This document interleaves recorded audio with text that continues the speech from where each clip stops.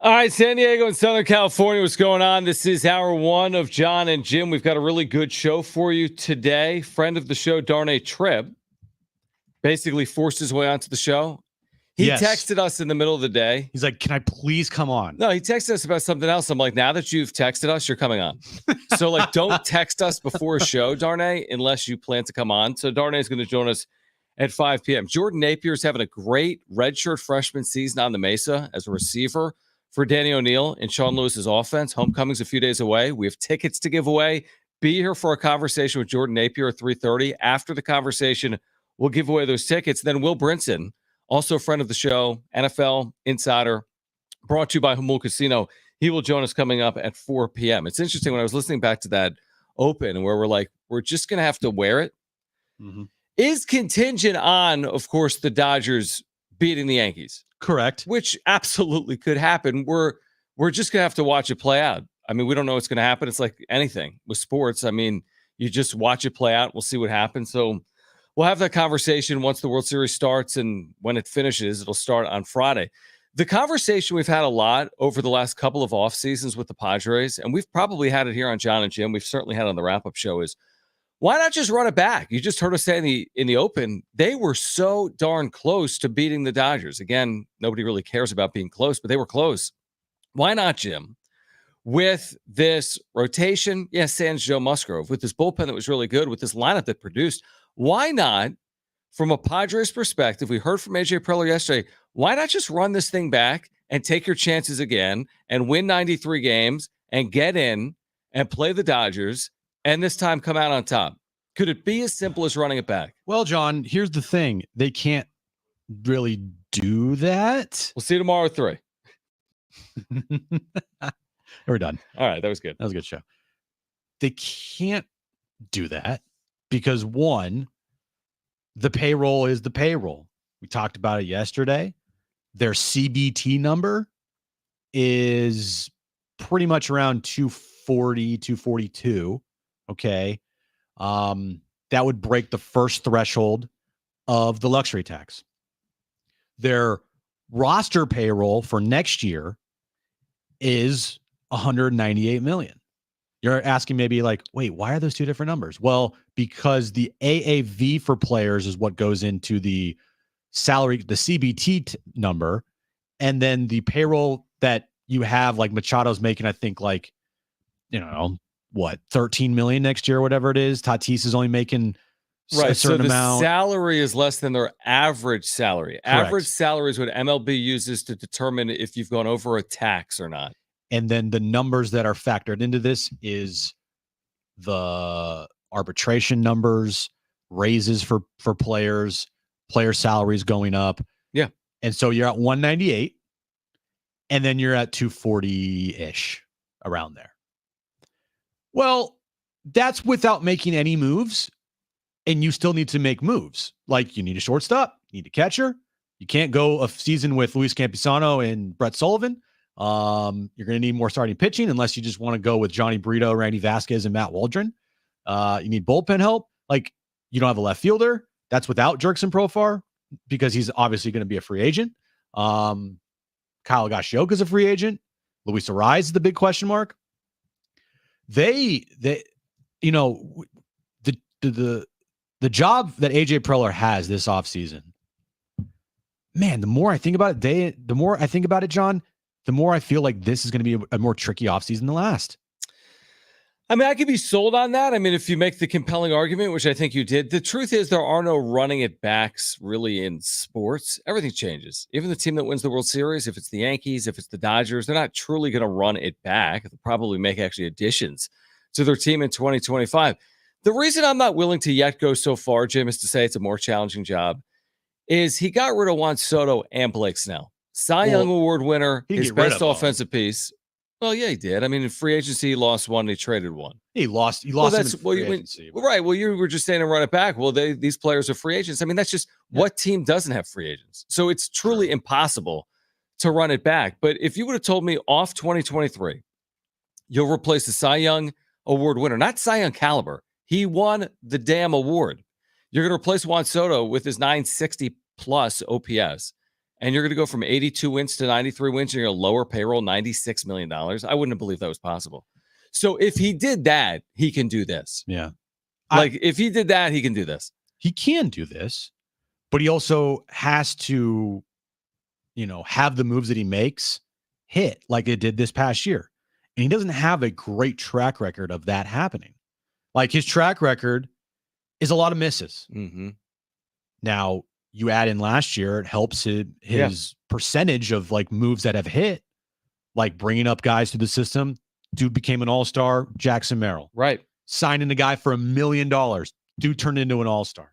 Picking up a reliever off the scrap heap. Jeremiah Estrada was on a vital piece to this team this year. Was on the A squad when it came to the bullpen in the postseason. Trading Soto, that's a big move, obviously, but picking up Solano, picking up Peralta, all these moves cost you nothing. And they all really worked out. Can you do that again? And that's tough. That is a tough ask, in my opinion, to find diamonds in the rough, to find players that aren't going to cost you a lot of money, to find a pitcher that can give you 150 innings for like $8 million a year. Can you do that? Because you're going to have to, in my opinion, to fill all these gaps, because you don't have like $60 million in money to just go out there and spend in free agency. Yeah, no, I mean, it's a fair question. I mean, the truth is the Padres haven't been able to win with regularity. It's been a good year and a bad year, a good year and a bad year. AJ Preller in the organization recognized it. He was asked about it yesterday. Well, let's hear from AJ Preller just about like, where are they from a payroll perspective? 2 years ago with Peter Seidler, they were a top 3 spender in the game. They lose their TV rights deal. They've come back down to earth. They still have won despite the lessened payroll. What could the payroll look like in 2025? This was AJ Preller yesterday with the media. So I think another question, I think, again, like the next couple of weeks, we'll start laying that all out. We'll get into, the ownership's always been great here of like giving us, hey, like this is, having like pretty clear guidelines of what it looks like.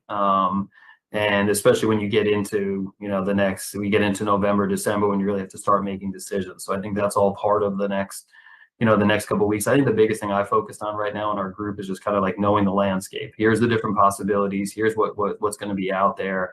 Obviously, being open-minded to what different paths, take us to from a payroll standpoint. The only thing, like I've seen repeatedly, when I've been here, and I think we've demonstrated is we want to win. We're here to win a championship.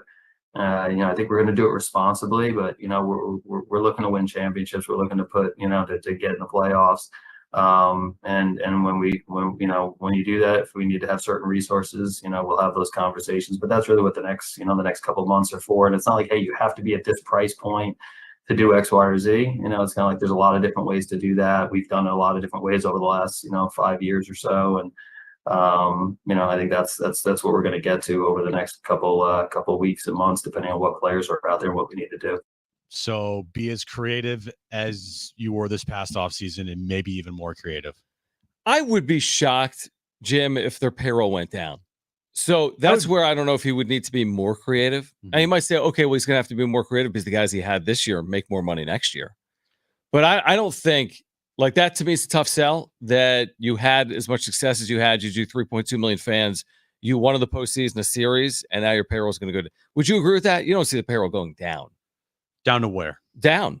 Just down a penny. What's the number that if the payroll, going into spring training's at, that you'll be like, yeah, that's unacceptable? See, well, the problem is it's sneaky because nobody truly knows the number. Like, there's not some board you pass by downtown. It's like 167. I can't believe it's at 167. I'm out. Like, we don't know. Is it 173? Is it like, it's very confounding. To your point to start the show, you're like, the AAV number is this, the CBT. Nobody knows. Nobody gets it. The perception is the reality. If you trade Luis Ariz, the perception is you did it because of money. If you trade Juan Soto, the perception is you did it because of money. Same thing with like a Dylan Cease. So can you avoid moving pieces that make it look like you're doing it in an effort to shed payroll as opposed to make your team better, right? Yeah. And I talk about it all the time. Perception is like reality, in my opinion. Yeah, I think it is. I think with sports it is. Yeah. It's like, you're right. They trade Luis Ariz. the perception there is like, that they why'd you do it? had to do it because of money. Because why would you trade away A hit king. a really good player? Agreed. The 3-time batting champ 3 straight years in a row. Why would you do that? 27-year-old guy in his prime.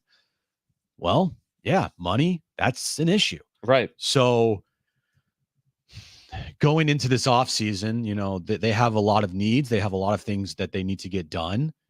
And running it back can be viewed multiple ways. Running it back means bring everybody back. Or, you know, sign these players and do this. I don't think they can afford to do it. Because if they couldn't get past the Dodgers this year in the DS round with a team that I considered to be a World Series roster, running it back, how are you going to get past the Dodgers team that is definitely going to upgrade, going to get better, going to go out and sign players, make trades, make moves, get Tyler Glasnow back, get Trevor May. Ohtani's going to be pitching next year. Like, you can't have this mindset, I feel like, if you're a Padres fan, that running it back is just going to equal them right back to 93 wins and right back in the postseason. And then they're going to have the same chance to get past the Dodgers they did this year. True, but there's no move they can do. They could not sleep another moment this offseason. There's nothing they can do to equate to the Dodgers roster. Nothing. No. That's already over, said and done with. I'm not saying to do that. So like that, but it's not roster for the Padres didn't lose to the Dodgers because of their roster. They lost because they didn't play well. They did. They just didn't play well. Now you're right. The Dodgers may have a better chance in a head-to-head series against the Padres in 2025, but that doesn't matter either. The Dodgers were better than the Padres in 2022. They dominated them in the regular season. Guess what? It didn't matter in real time because what happened was the Dodgers rotation wasn't healthy and the Padres took advantage of opportunities. We can stay on paper right now, and I agree with you. Ohtani pitching is scary. Tyler Glasnow being healthy is scary. Dustin May returning. Whatever they do in free agency, Roki Sasaki, who's looming out there and has a better chance of landing with the Dodgers than the Padres. They can go get Tanner Scott as their new closer. So all of it is scary, but we can't fast forward in 12 months and know what the world's going to look like. Are the Padres playing well? Are the Dodgers playing well? I can't worry about the Dodgers. I can worry about the funny thing is with running back. The truth is the Padres, among most teams in baseball, they do have a core. Like a lot of teams don't have players you can cling on to for 6 years. Manny's been here for 6 years. Toddy's been here for 6 years. Like there's some guys. Joe's been here for a handful of years. Darvish has been here. That's pretty rare in baseball. They got 4 or 5 core players that have been here 4, 5, 6 years. That's an argument to be made for kind of our running it back. The core is likely not changing. So that's the group that you're going to try to win with. Can you win with that core and the pieces that surround it? So, you know, you look at the Dodgers this year, their one move to get over the hump was Ohtani. Yeah. The Yankees move to get over the hump was Juan Soto. Mm-hmm. What's that move to get the Padres over the hump? I don't feel like it can be an Ohtani level move or a Juan Soto level move, but don't you feel like for the teams that are where the Padres are at, those teams need something or a move to get them over the hump? What is that move? I have a move for you on the other side, so stay with us on Jon and Jim. Plus at 3:30, San Diego State receiver Jordan Napier, redshirt freshman. He's had a big couple of weeks here on the Mesa with Danny O'Neil as his quarterback, with Sean Lewis as his head coach. We'll give away homecoming tickets for Saturday as well after our conversation with freshman receiver Jordan Napier at 3:30 p.m. Stay with us on Jon and Jim.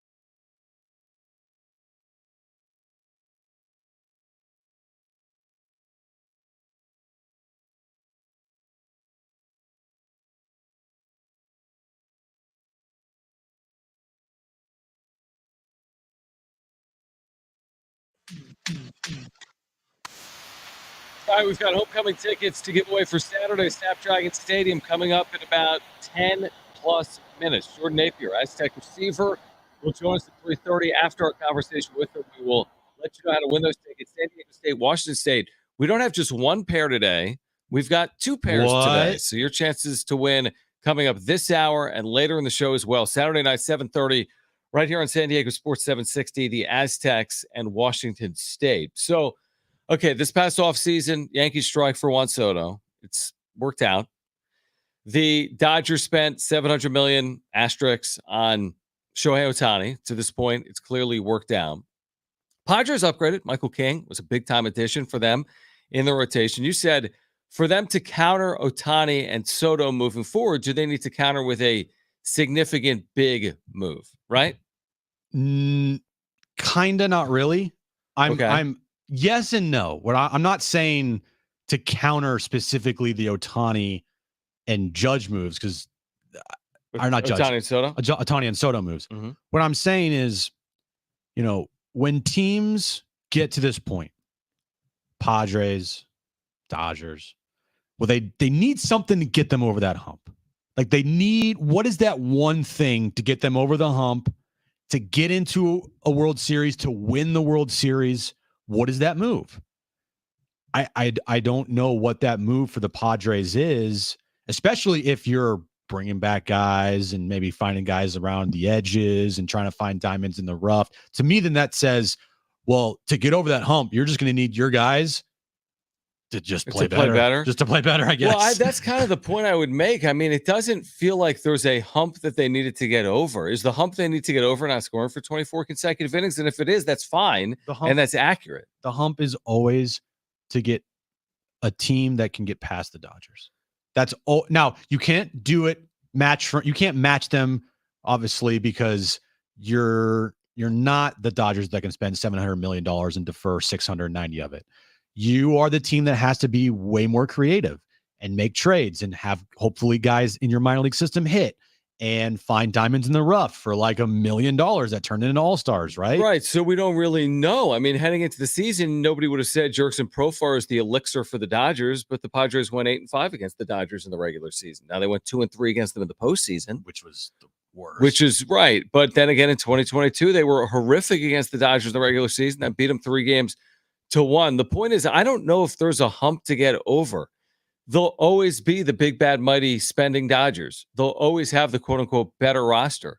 Can you put yourself in a position in a series to vie with them? Like, it's a tough hurdle to clear, but then again, other teams in the National League have been able to clear it. It's not like it's solely been the Dodgers representing the National League in the World Series all decade. No. Atlanta's won a World Series this decade. Philadelphia's been in a World Series. Arizona's been in a World Series. Why not San Diego? Based on that, Atlanta, Arizona, Philadelphia this decade have been in World Series. Is it that far-fetched? Like, are the Padres that far off of it? I mean, you and I agree. They're not. It doesn't seem like.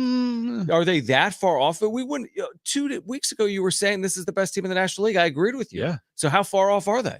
Well, I said it was the best team in the I said it was, to me, the most complete roster in the National League this year. Okay.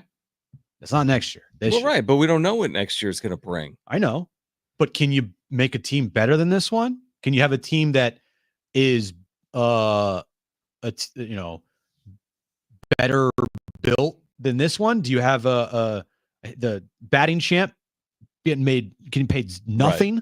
Right? Can you go out and trade for a top 5 Cy Young pitcher? Can you go out and have guys come off their couch and produce and perform and hit 280 for you? Like, can you go out and trade for an all-star closer to pair with your all-star closer? Well, no one knows, but these are fair questions. Would anyone have entered last offseason and be like, hey, Diamondbacks, can you do this, this, and this? Everyone would be like, no, that's laughable. And then they get to the World Series. I'm just saying, when you get to this point, you got to make a step.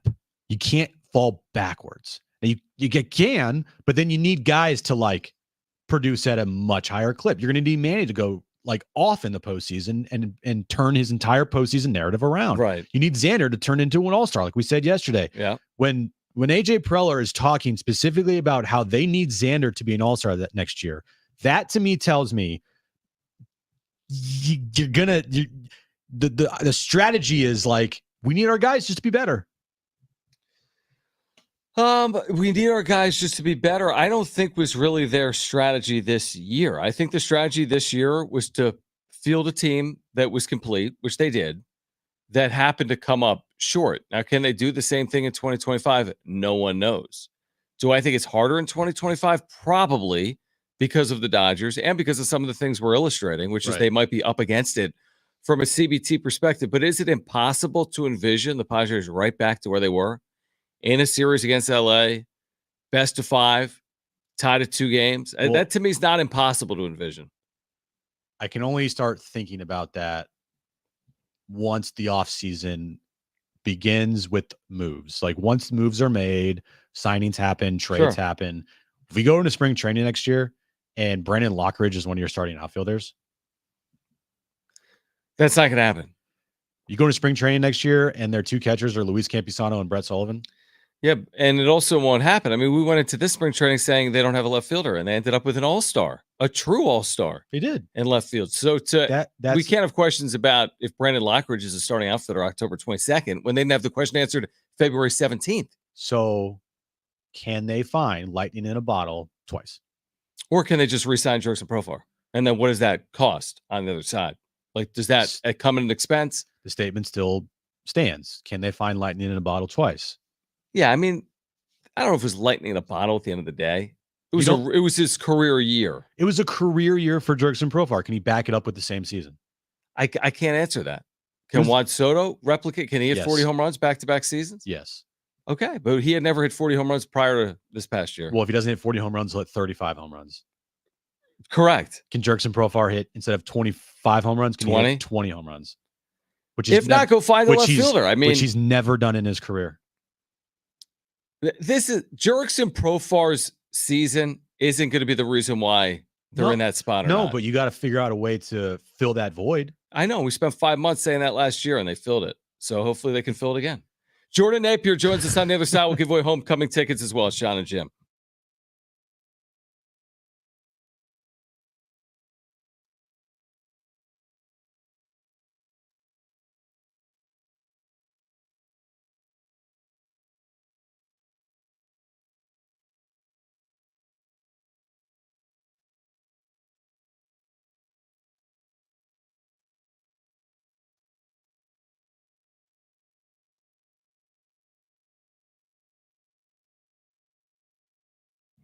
All right, hey guys, it is Jon and Jim. We've been telling you about our friends over at Jamul Casino. Make sure to get there this weekend. World Series action, NFL Week 8 as well.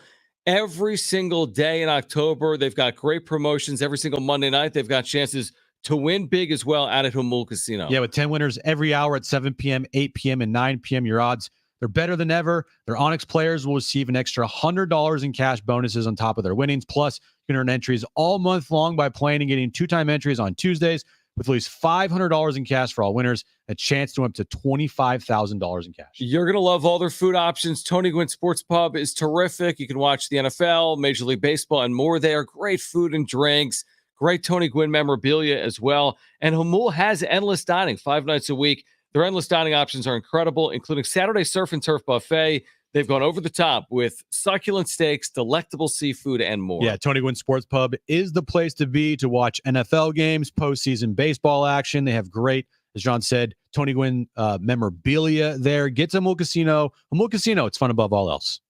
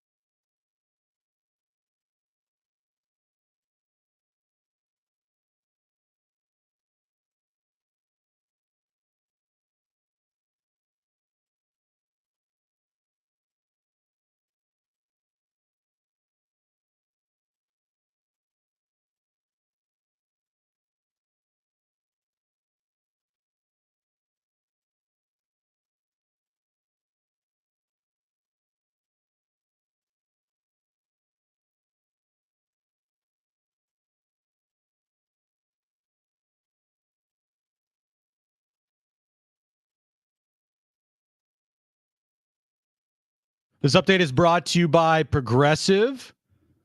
We'll start with the Lakers. The NBA season gets underway tonight, opening night around the league. Lakers, they tip off their season against the T-Wolves. 6:45 is when our pregame coverage starts. You can listen to that game starting at 7 p.m. right here on San Diego Sports 760. And San Diego State takes on Washington State this Saturday for their homecoming game. 7:30 kickoff, 5:30 pregame. Keep listening to Jon Jim. We have 2 pairs of Aztec tickets to give you away, so make sure you stay locked in. Progressive makes building easy and affordable. Get a multi-policy discount by combining your motorcycle, RV, boat, ATV, and more.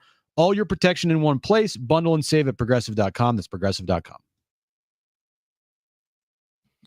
All right, we are going to give away tickets after a conversation with San Diego State redshirt freshman receiver Jordan Napier, who's with us right now on Jon and Jim, home of the Aztecs. It's San Diego State, Washington State, Saturday at Snapdragon Stadium at 7:30. You can hear the game right here on San Diego Sports 760. Again, we'll give away tickets in the next handful of minutes, and tickets are available right now at goaztecs.com. And first of all, Jordan, congratulations on all your successes this year, and thanks for joining us today. Thank you for having me on. Thank you. Can you go back to your first year, last year on the Mesa, and then there's the change in the coaching staff? What was it about this new, look with Sean Lewis and everything that's gone on the Mesa over the last year that made it appealing to you? And what was the reason why you decided to stick it out here in 2024? And of course, right now you're reaping those rewards. It's like the change up of how our offense is. Like, I like that we pass the ball a lot more, Not, I wouldn't say pass first, but we really like pass the ball. So I say that's a big jump from the offensive side. And that's what really make me stick it out, just hearing all the success that Coach Lewis has had in his past years. So that's really my main reason why I sticked it out. What kind of chemistry do you feel like you've built with Danny O'Neil over the start of this season to get you guys, on the same page now? I feel like we built a connection. Danny, he's a young guy. I'm a young guy. I feel like we just both had something to prove, coming in. Just want to show everybody just because we're young doesn't mean that we can still put in work and get the job done. So I feel like we just had a connection of we just want to come in here and get the job done. So right off the bat, we just connected. Jordan Napier is with us right now, San Diego State receiver. He's coming off a huge game against Wyoming, had a touchdown, had basically a touchdown drive on 2 long passes from Danny O'Neil. And your last couple of games, you've combined for 9 catches, well over 100 yards. We're going to get into that. I'm curious, like you mentioned, you're a young player. What have you learned from some of these veteran receivers, some of which have played for Sean Lewis, like Jayshon Polk, whether it be a Polk or a Lewis Brown or even a Mekhi Shaw who's been here previously as well? What do you learn from some of the veteran players, and how has that benefited you? You could take in a lot from all the veteran players, but like the people you name, like Jayshon Polk, I took a lot from him, us playing the same position, him being with Coach Lewis for a couple of years, and then him just knowing the whole offense. He really taught me a lot when I first started learning the offense. And then like Mekhi Shaw, he's a person that's going to come in here every day and going to just work. So it's like that's somebody you just want to look up to and just mock your game after. What's it been like to be coached by Sean Lewis, coming here, knowing that the style of offense is what it is, fast-paced, up-tempo? What's it been like to be coached by Sean Lewis? It's good to be coached by Sean Lewis. He's raised my football IQ, to really call out coverages and know what the defense is doing. Us being up-tempo got me in more shape, over the summer and in the winter condition and all of that. So I feel like it's been a good part with Coach Lewis being here at San Diego State. Aztec receiver Jordan Napier with us. We'll give away tickets to homecoming coming up in a moment. San Diego State, Washington State, Saturday at 7:30. Tickets at goaztecs.com. How do you describe your game? What are your strengths as a receiver? I'm one of the receivers that's on the bigger side. I feel like that's one of my strengths, just to be lined up in the inside, but still be a bigger receiver with an outside receiver body type. I feel like my yards after the catch, that's where I really strive at. Like I'm not just going to go down after first contact after I catch the ball. So I feel like that's really where I strive at in my yak. When you look at this offense, what's some things that you think that needs to be improved on here? Because it's a fast-paced, up-tempo offense, and sometimes there's a little stalling period with the offense. What do you guys need to work on and make sure that you guys can put up big-time points here in the future? The last however many games left in the season. With me being a receiver, the easy answer for me would be to say just come out, just airing the ball out, just to get easy points up on the board. But I feel like just as a whole, like everybody just needs to do their 111, lock in on their assignments, and just execute as a team and get the culture on the right path, like we've been doing these past couple of weeks. Just keep it going. Jordan Napier with us right now. I'm curious. You've had 3 touchdowns this year. One in the opener against Texas A&M Commerce. That incredible individual effort, I thought was a terrific play at Cal. And then again, the back-to-back catches, I think it was on back-to-back plays. I have no idea how you weren't out of the game. I was winded just watching it. But the back-to-back catches against Wyoming in Laramie. Do you have a favorite touchdown this year? Nah, not yet. I still think it's more to come, so I don't want to say I have a favorite one just yet. When you look at, some incredible catches this year, Lewis Brown, yourself, do you guys in practice go back and forth so you can, do practice those types of crazy catches that, that could help you in games? Like, how is that just all natural talent, or do you guys practice doing that? I feel like a part of it's natural talent, but we do practice, like just going up and going to get the ball, like whether it's a good ball or not, just always going up and getting the ball, make sure nothing bad happens. So I feel like it's a lot of practice that comes behind that, but there's obviously a talent that comes behind that as well. Is there like internal competition in the wide receiver room of like who can, make these crazy catches, or who's going to be able to break out, or like how is that wide receiver room here at San Diego State? I feel like in the wide receiver room, there's not like we're not in the wide receiver room like saying it's competition, but like I feel like we're all competitive enough. Like I see Lewis Brown go out there, he makes a good play.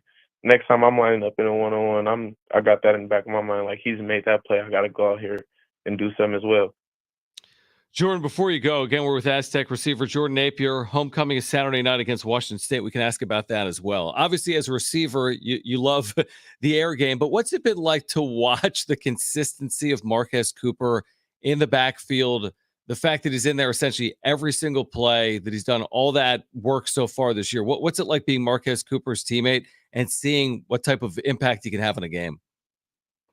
It's good being around Marquez Cooper. He's a good leader, one of our captains on the team. He's going to hold everybody to their standard. He's a good person to have in the locker room. And it's also good watching him play, very explosive player, jumping over people every game. So it's just always a great show to watch Marquez Cooper. He's always going to put on the show. Finally for you, Jordan, what's it going to take specifically this weekend? You're taking on a very good team with only one loss. Obviously, you play offense, not defense, but their quarterback is one of the better quarterbacks in the country, and Jon Napier. What do you think it's going to take from your team to come out with a win on homecoming? Everybody just do their 111, bring great intensity, bring great energy, and just, everybody just executing their 111, everybody do their job. I feel like that'll get us the dub.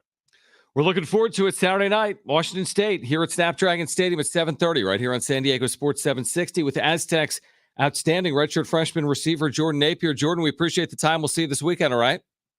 Yep, thank you for having me on. All right, great stuff. Jordan Napier with the Aztecs. Again, a touchdown against Wyoming, 9 catches in his last 2 games. He wears the number 19. We're not going to say caller 19, so we're either going to say caller 1 or caller 9. Let's go with caller 9. Yeah, like caller 9, you're going to homecoming on Saturday at Snapdragon Stadium. Tickets at goaztecs.com. You've got 2 free ones right now if you're caller 9, 877-767-4760. Call right now, 877-767-4760. Trey White will join us tomorrow. That is confirmed at 3:30. He leads the nation in sacks. We'll have more tickets to give away if you don't win right now later in the show. And again tomorrow when Trey White, who again is his teammate and leads the nation in sacks, will join us. Stud. Yeah, and it's going to be, again, Jon Napier is a dual threat. He extends plays. You got to bring him. You just got to bring him down when you have a chance in the open field. That's what Trey White does. Yeah. So I'm excited for Saturday because we know the math. They got to get to 6 to get to a bowl game. Mm-hmm.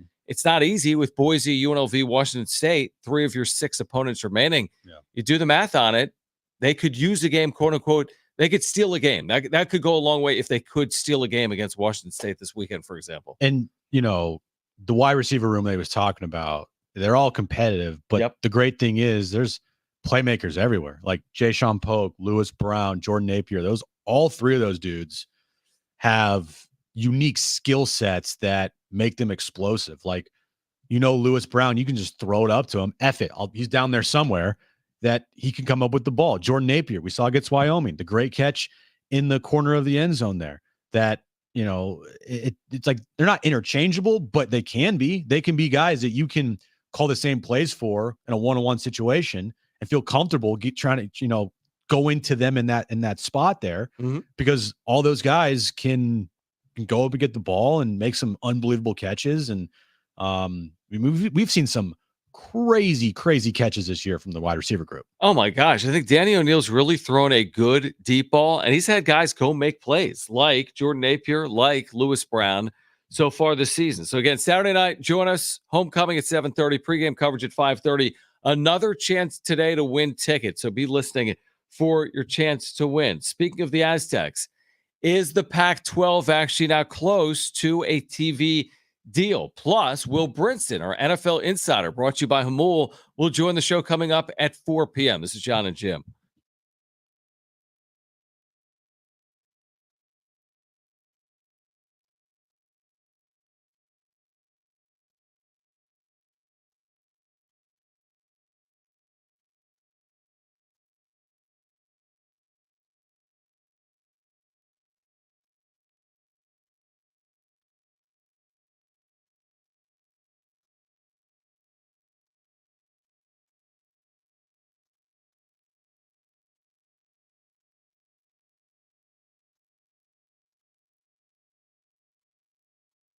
All right, hey guys, it's Jon and Jim, and let's be clear, Underdog is the place to play if you're a sports fan looking to win money while watching sports. With over 5 million happy players across 33 states and 2 billion won, Underdog makes it fun and easy to cash in on all your favorite athletes' performances. Yeah, with their pick'em game, you could win up to 1,000 times your money by just choosing higher or lower on players' stats from different teams. Tonight, the NBA is back.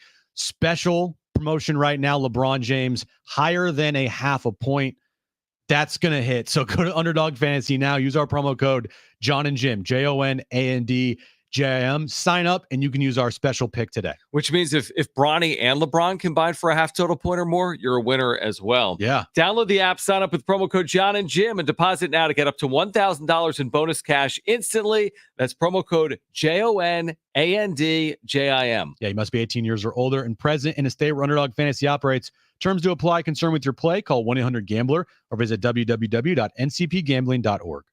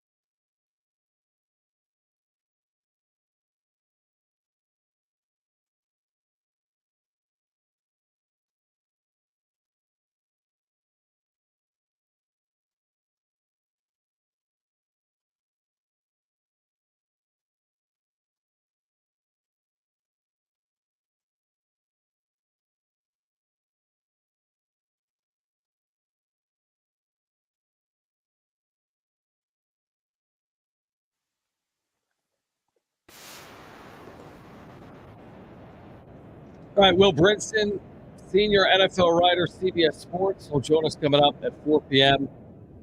Also, if you missed our 2024 iHeartRadio Music Festival, you can now watch the best moments exclusively on Hulu. Some of the biggest festival headliners from around the world assembled on one stage, one show. Keith Urban, New Kids on the Block, Black Rose, and more. This is the only time you'll see a lineup of superstar performers like this one on one stage. See it all at our 2024 iHeartRadio Music Festival, streaming only on Hulu. I have a question. Yeah. So you are in tune with everything college football realignment. Of course, I already saw it. Yeah, you thought Jim sent me a tweet when I was driving in, it was right too. And the tweet was from Dennis Dodd at CBS. We had Dennis Dodd within the last month. Downtown. And the tweet, let me find the exact tweet that you sent it at 2:01, and it said Dennis Dodd can confirm Pac-12 has hired Octagon as essentially an agent to work into media rights. Next step, getting a team, then getting a deal. You put lead question mark. Joking. Yeah. And I said commercial free. You are wondering if I saw that. Here's how I saw it, Jim. I subscribed to John Canzano's newsletter. I got this at 12:14, right to my inbox. Of course you did. So I didn't want to be mean. I typically am with you. I didn't want to say I've seen that 2 hours ago, and I saw the Dennis Dodd Like an tweet, idiot, obviously. I saw that. What does it mean is the point. So Dennis Dodd saying, hey, they hired a media firm. John Canzano reporting, hey, they've hired a media firm. What it means is this. What does it mean? Remember, the Aztecs are heading to the Pac-12 in 2026 with Washington State, Oregon State, Boise State, and others. Gonzaga is in. Breaking news, yeah. Breaking news. What failed the Pac-12 last August was they didn't get a media deal done, right? Yeah. Like literally at the 11th hour. Yeah. It's like take it or not. And they elected not to, and the rest is history. And teams are in the Big 10, ACC, Big 12, right? Thanks a lot. Who? Oh, Kliavkov. No, you got to say his name. Thanks a lot, George. Kliavkov. Thank you. There you go. But the difference is the media firm they went with last time around was just like a guy. So they're like, hey, here's a guy. Like Yeah, it was like, hey, here's a guy. I'm a guy. And again, what they put in front of the friend, universities was like, hey, do you want an Apple TV deal? Like at the and it made no sense, You right? want this? What they're doing this time around is they're going with a veteran group that has done a zillion of rights deals. So they're going more with a group that's been there before, as opposed to this kind of, hey, a guy that says, hey, what about Apple TV for all the rights? Take it or leave it. You have 48 hours. I'm not your friend, guy. So it's a different strategy, but the Pac-12 has its media team. I could care less about what you just said. And That's now, your friend, buddy. the difference between a year ago, I hate you both. The difference between a year ago and now is that these schools are trying to do it together. The schools a year ago were trying to get out, right? Colorado had left. SC and UCLA had left. Oregon and Washington had one foot out the door. They went to the Big Ten. These schools are trying to do a deal together. So this deal's going to get done. The only question is, when does it get done and how much money do these schools make? But this is a deal that will get done. And San Diego State's part of this new world with the Pac-12. I'm excited for it. I think Aztec fans are excited for it. I mean, it's not what it was, obviously, but Washington State, Oregon State, look at what's going on with Boise State right now. I mean, they're favored to get to the college football playoff with Ashton Genty. So I think you associate yourself with Boise and Washington State, Oregon State. We've talked about the basketball side. I think it's got a chance to be a good thing for San Diego State. I really do. Yeah, I'll wait and see what they come up with. Okay. I don't think that they're going to not get something done. I think that they will get something done. They have to. They can't let this fall through again. If they've let it fall through again, it's Armageddon. Right. It's just like worst case scenario for everybody involved. Sure. So they're going to get something done. And I think until that happens, or until we see reports of like they're leaning this way, or they're having talks with this, network or this streaming service, then I think we can say, oh, I like that idea, or oh, I don't like that idea. I think what would you do if you had to pick right now? That's realistic, not like John Schaefer's dream scenario, but like networks, a realistic network. Oh, you want to talk networks? I know, I like it. You've never asked me something like this. I've never seen him smile so much bigger than he just smiled right now. The glee in his eyes you just brightened up, buddy. Do you want to talk networks? We're talking networks. We're talking networks. Well, first of all, I thought you might want to talk eighth school. What have I done? Because you're Mr. Eighth School. You're Mr. Like, give me 12 Everything. schools. But like, I thought you were going to say, hey, can they go back? 3 minutes left in the segment. Can they go back to Memphis? Can they go back? I thought you were going down that path. No. I want you want to talk networks? Give me network talk, John. I think you do. I think you do two things. I think you do half of it streaming and half of it network. But what streaming? So here's what I would do. Okay. Here's what I would do. If John Schaefer's the in guy. charge. He's the guy. By the way, I love what I've seen from Turner on Mount West Football. They got this 30-minute pregame show with all these NFL legends, and It's not taped. They're putting a lot into it. I think Turner's a decent option. I think CW is a decent option. I've been watching. It's on everywhere. I think you could absolutely go to the well with like an ESPN or Fox as well as part of the package. But I guess my ideal package is this: one of ESPN and Fox. Pause. One of ESPN and Fox. Couple it with. Oh no! I'm done. I'm done. I'm done. Oh no! I could have. First of all, I could have repackaged. No pun intended. This segment. I'm going to go behind the curtains. I could have repackaged this segment. Yeah. Put it on my Aztecs wrap-up show YouTube channel and pulled this away from views. Jon Jim. I would have got 9,000 views. You can still do it. All right, pick it up. You can cut out this part. Pick it up. No, you've just cost. No, I'm going to Venmo me after the segment. No. Anyway, the point is, what's your ideal package? ESPN or Fox with like a Turner as the secondary package with a Amazon as well. So Amazon, Turner, Fox. I like me some Amazon. Yeah, everyone's got Amazon Prime. I don't. Other than Brent. What about Apple TV? Apple TV is fine. Yeah, sure. Get 4K. Yeah, 4K. I love 4K. I feel like more people have Prime than they have Yes, Apple TV. Absolutely. And they have the NFL. Apple TV except for doesn't have the NFL. Yeah, so absolutely. Do you have an ideal package? Well, hi, done. I do have an ideal package, John, and it's close to your package. Oh, okay, we're done. We're done. We're done. Where do you want to go with the eighth team? I was honestly thinking the same. Turner, TNT, and Turner then is TNT. I know, and then as far as streaming goes, Apple TV or like a Prime. Okay. I think ESPN's like a little bit of a long shot because I don't think you're going to get what you want from them because they already have the ACC and they have other. What else do they have? Who, ESPN? Yeah. ESPN has SEC. Yeah. You're ACC. not. You want to go somewhere that's going to give you like prime exposure. Make you like the priority. You're not the priority at ESPN. That's fair. You're not the priority at CBS. You're not the priority at Fox. Where can you go to be the priority with your package? Do you have an eighth team? Does anyone? Let's put it in a hat. Like how we used to do with Padres managers.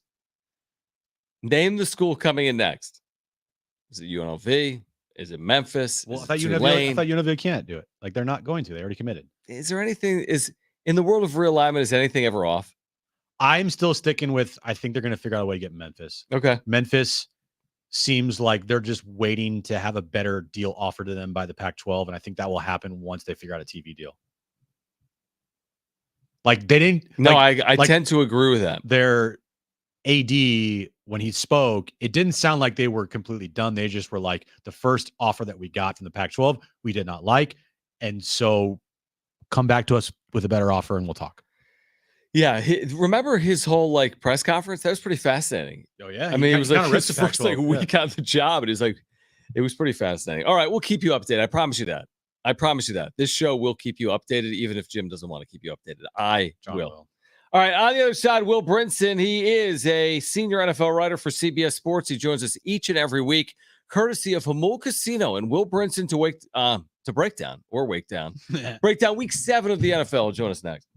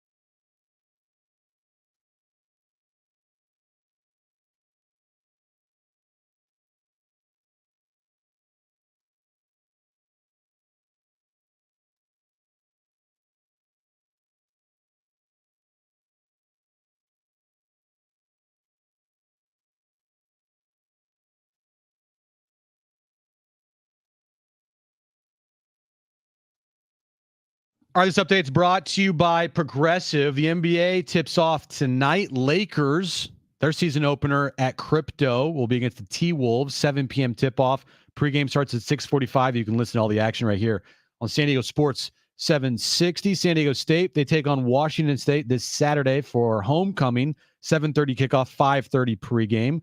Of course, you can stay listening to hear the Jon Jim as we'll be giving away pairs of tickets all week long to that game. Progressive makes bundling easy and affordable. Get a multi-policy discount by combining your motorcycle, RV, boat, ATV, and more. All your protection in one place. Bundle and save at Progressive.com. That's Progressive.com.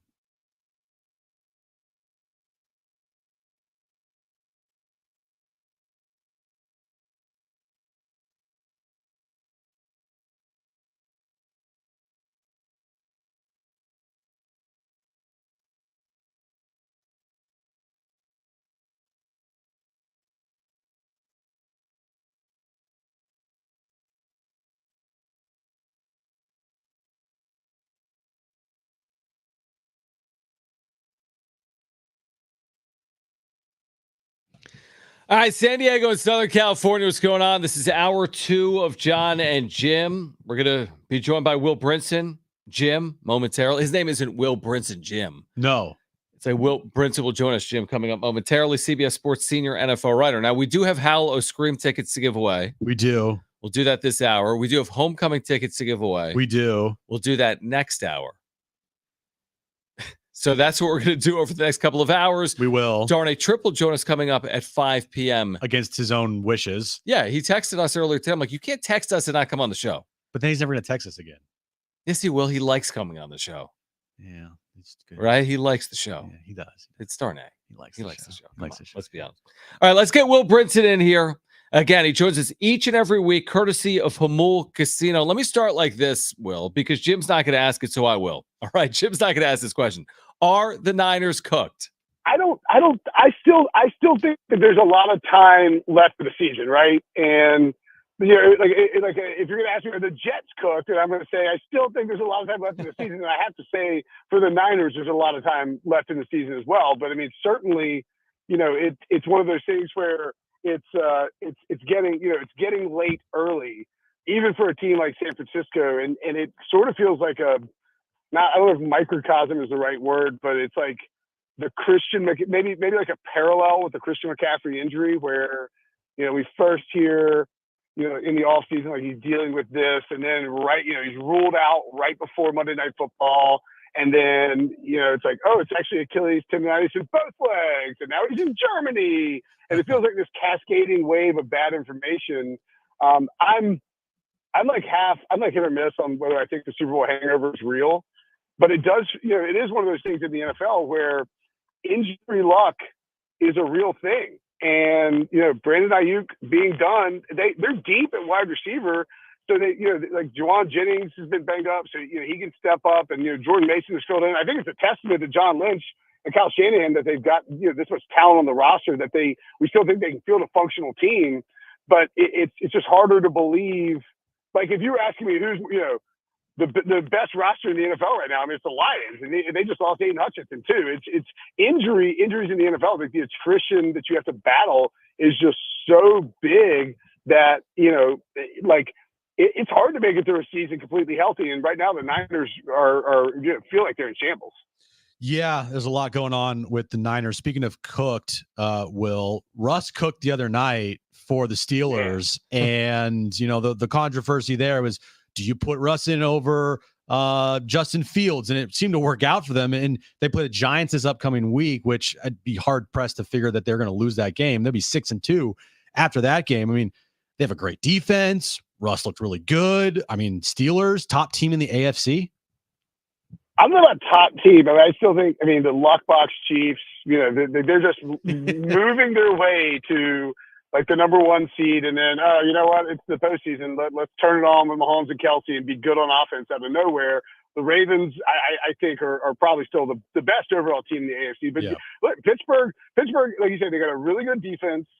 They have a really good head coach in Mike Tomlin. They have a run game that's working. And what's interesting about Russ coming in for the run game, and Chris Collinsworth sort of hypothesized this on the broadcast on Sunday night, but the stats bear it out. Like, what if, and it was one of those things where Mike Tomlin suggested it to him and they repeated it on the broadcast. But it's like, what if Russ's deep ball passing allows Najee Harris and Jalen Warren to run into to run better? Like, because Fields, in theory, his running with using his legs opens up the run game. But I think the stats were, I don't have them right offhand, but I believe it's like Najee Harris running faced like 3x in terms of lighter boxes and a third in terms of heavier boxes, like 8 men or more, than he with Russ there than he did with Fields, because the Jets had to respect the pass. And Russ, one of those lucky catches from Pickens, but he was making some good short touch throws around, like, there's little like rollouts and the lob over the defender to Freiermuth to Darnell Washington. Pickens actually became a factor for really the first time in what felt like all season. And so, yeah, I mean, I think credit to Mike Tomlin. I didn't like the move. It felt crazy to do it 5-2, but Russ got healthy. Russ went out there and it opened up the offense and it looked a lot better. And I think we will see a package of plays for Fields, but I don't think it's going to happen unless it's like a massive game, maybe against the Ravens, and they just want to throw some stuff in there to mix it up. I think they kind of bought in on Russ. And look, Russell Wilson was Wisconsin Russ for the first 2 drives on Sunday night. He was NC State Russ the rest of the way. So, I mean, like, credit to him. He looked a lot better than he did. Aaron Rodgers was the one who looked cooked on Sunday, not Russ. All right, so let's continue on the cooked theme with Will Brinson, CBS Sports senior NFL writer. You alluded to the Jets, and we have to ask you. I mean, they've lost 4 straight. It apparently, from our seat, looks like a train wreck. They're 2-5 overall. Are the Jets, and it's only 7 games, but are the Jets cooked at 2-5? If you look at their schedule, there's enough on there where they can get back in the mix, I think. But I mean, it's like this week at New England is a must win. Or maybe a can't lose if you want to go that direction. The offensive line is still a problem. The defense has got to get healthy in the secondary, and the run defense hasn't been very good. I do think, Adams wasn't a full factor in that game. So to me, like, the offense can get going better. Breece Hall looked awesome. I thought Adams opened up the offense enough. And the AFC is such, just sort of the way that things have shook out, that I wouldn't write them off yet. But yeah, I mean, at 2-5, but I mean, think about their October, right? You go to you go to London, you lose to the Vikings, you fire your head coach on the following Tuesday, you go and play the Bills on Sunday night. Or maybe that was Monday night. Excuse me. You lose to the Bills, so you trade for Devontae Adams the next day, and then you go out and lose to the Steelers. I mean, it would be a roller coaster October, except it's just all bad. Yep. I mean, there's nothing beneficial. So I think the schedule is good enough for them to get back in it, but they really need to go 3-1 over their next 4 games. And it's doable, but they need to go 3-1 before the bye to really be in the mix. So you find yourself at 5-6, and you can kind of weasel your way into a wild card spot. But certainly that division looks like it's the Bills to lose at this point. Well, I think the easiest bet of this past weekend was that Saquon Barkley was going to torch the Giants. That felt like the easiest call in the world. Eagles are 4-2. They've had a little issues this year. Nick Sirianni yelling at the fans. They haven't looked quite right. Obviously, they've lost some veteran pieces, but like Philly at 4-2. I mean, are they a contender in the NFC here? I mean, NFC feels obviously wide open. Yeah, for sure. I mean, look, they stumbled a little bit without AJ Brown, without Devontae Smith, but I mean, Saquon to destroy the Giants, and I mean that really might send the Giants into a tailspin. Yeah. You go back to like the Hard Knocks offseason, and John Mara's he's like, I just really can't stomach Saquon. I'm telling you, Saquon goes to the Eagles, I'm going to be really bothered by it. He goes to the Eagles, and then he absolutely lights them up. And not only does he light them up, but he does it in a way where he's, I don't know if you've seen the Inside the NFL clip or the NFL film, whatever. They captured the audio, but it's Nick Sirianni's like, hey man, you're 13 yards away from your career high in terms of rushing yards. You want to go back out there? You want to get it? He's like, nah, let the young kids eat. Yeah. I mean, just an unbelievable moment for Saquon Barkley. I wouldn't have the wherewithal not to invoke that spite and to just go after the Eagles if it were me. So credit to Saquon Barkley for being, like a fairly benevolent in that. Philly, the NFC North is loaded. The NFC South, they definitely have their problems. You saw Atlanta last week, Tampa with all these injuries. Panthers stink, Saints stink. NFC West is sort of struggling. Feels like maybe a one-team division out there. So, yeah, I think Philly, absolutely profiles as a playoff team. And then it's just a matter of don't play San Francisco. Don't play a team that wants to, like, really get revenge against you late in the year. It just destroys you and sends your season into a tailspin. Well, that would involve San Francisco being in the postseason. According to Jim, they're not going to win right, again. right, Will Brinson, senior CBS Sports senior NFL writer, with us right now on Jon and Jim. I mean, you look at the year that Lamar Jackson has put together, and you look at Patrick Mahomes' year, but we've had these conversations before. Like, if you can fast forward to the postseason right now, I mean, would the Ravens be considered a favorite over the Chiefs, or how do you see this shaping up if it is Ravens and Chiefs at the end of the AFC? Yeah, so Mahomes is now 12-1-1 as an underdog, which I mean, he knows it, and he clear, he's pretty clear about how he handles it. And I think the Ravens, at this point, it would depend on where the game is. Probably if it's at Baltimore, I think Baltimore's a slight favorite. Maybe it's 2. I don't think anybody will give KC 3 in the betting market, but I think they'd be like a 1.5, 2-point favorite. Assuming Derrick Henry's, assuming full health for both sides. Just because KC's so banged up and has been fortunate. But man, I'll tell you what, I mean, again, you go back to KC and like this, it reminds me so much of the formula the Patriots used, for years, where you just sort of figure out a way to stack these wins early in the season. You get enough wins, you take the division, you try to get that bye, and it's different now with the 17 playoffs. Because you have just had that one bye, but you do that and you just get to the postseason, and then you've got the best quarterback in football, maybe the best quarterback who ever lived, and the best coach in football, and maybe one of the best coaches who's ever coached, and you just find a way to win these games. So I think that's just a formula that the Chiefs have found themselves building on. It's the Patriots formula, and that's why, the Ravens will be favored, but like we saw what Kelsey did in the postseason last year. We saw what Mahomes did in the postseason last year. They were completely different. They flicked a light switch, and if they did it again this year, it wouldn't shock me at all. But even especially as underdogs, given Mahomes' record like that. How good are the Lions? They feel like a team, even with the loss of Aiden Hutchinson, which is a massive loss on defense. Like they didn't skip a beat over the weekend against Minnesota. I mean, they're so deep everywhere. Like they got Tim Patrick and Khalif Raymond out there making plays. It's ridiculous. Goff has got I believe they have more touchdowns than incompletions in their last 4 games, which is an insane stat. It's like 18-16. Goff has the highest passer rating in NFL history of the last 3 games. He's been fantastic. They're playing indoors. They've got a coach that the team believes in. They've got a great defense. Brian Branch has been an incredible revelation in the secondary this year. I think like back-to-back game balls, just back-to-back incredible games. And, they can win in a variety of ways. They can snuff you out with defense. They can pound David Montgomery down your throat. Jameer Gibbs can explode if they need to be in a shootout. Amon-Ra St. Brown, of course, and like Sam Laporta, not even being used as much, but he can certainly come on and be a monster. Jameson Williams, they have this like group of guys that are very complimentary of one another. And I mean, man, look, they're the easiest team in football to root for too. Like, how can you not want success for the people like Lions fans who have been dealing with, this team for so long? I'm happy for Detroit. I'm happy for, I'm happy for the Lions, and it's like hard not to root for a guy like Dan Campbell, and really even like a guy like Jared Goff, who was cast off by the Rams and ultimately has found a lot of success in Detroit. I remember Dan Campbell saying too at the end of the year, he's like, it's hard to get back, but you look at the position they're in right now. You look around the NFC, they could absolutely get back to that spot in 2025. Will, we always appreciate it. Let's do it again next week, and thanks for hopping on here in San Diego. All right, boys. Talk to you next week. All right, Will Brinson, brought to you by Humboldt Casino. 7 restaurants, thrilling games, and a sports pub voted San Diego's best. Humboldt Casino is fun above all else. All right, the NBA season will be underway within 30 minutes. And the world champ, Boston Celtics, are receiving their rings tonight.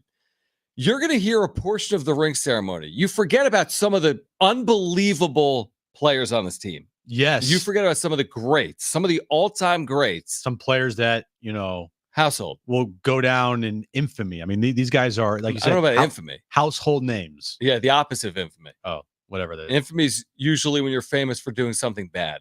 Oh. They'll go down in history as some of the most iconic players ever. Correct. Who are those players? We'll share with you on the other side. Plus, coming up at 4:30, The Wrap. Later this hour, your chance to win a 4-pack of tickets to Howl O Scream. Darnay Tripp from NBC7 at 5 p.m. is Jon and Jim.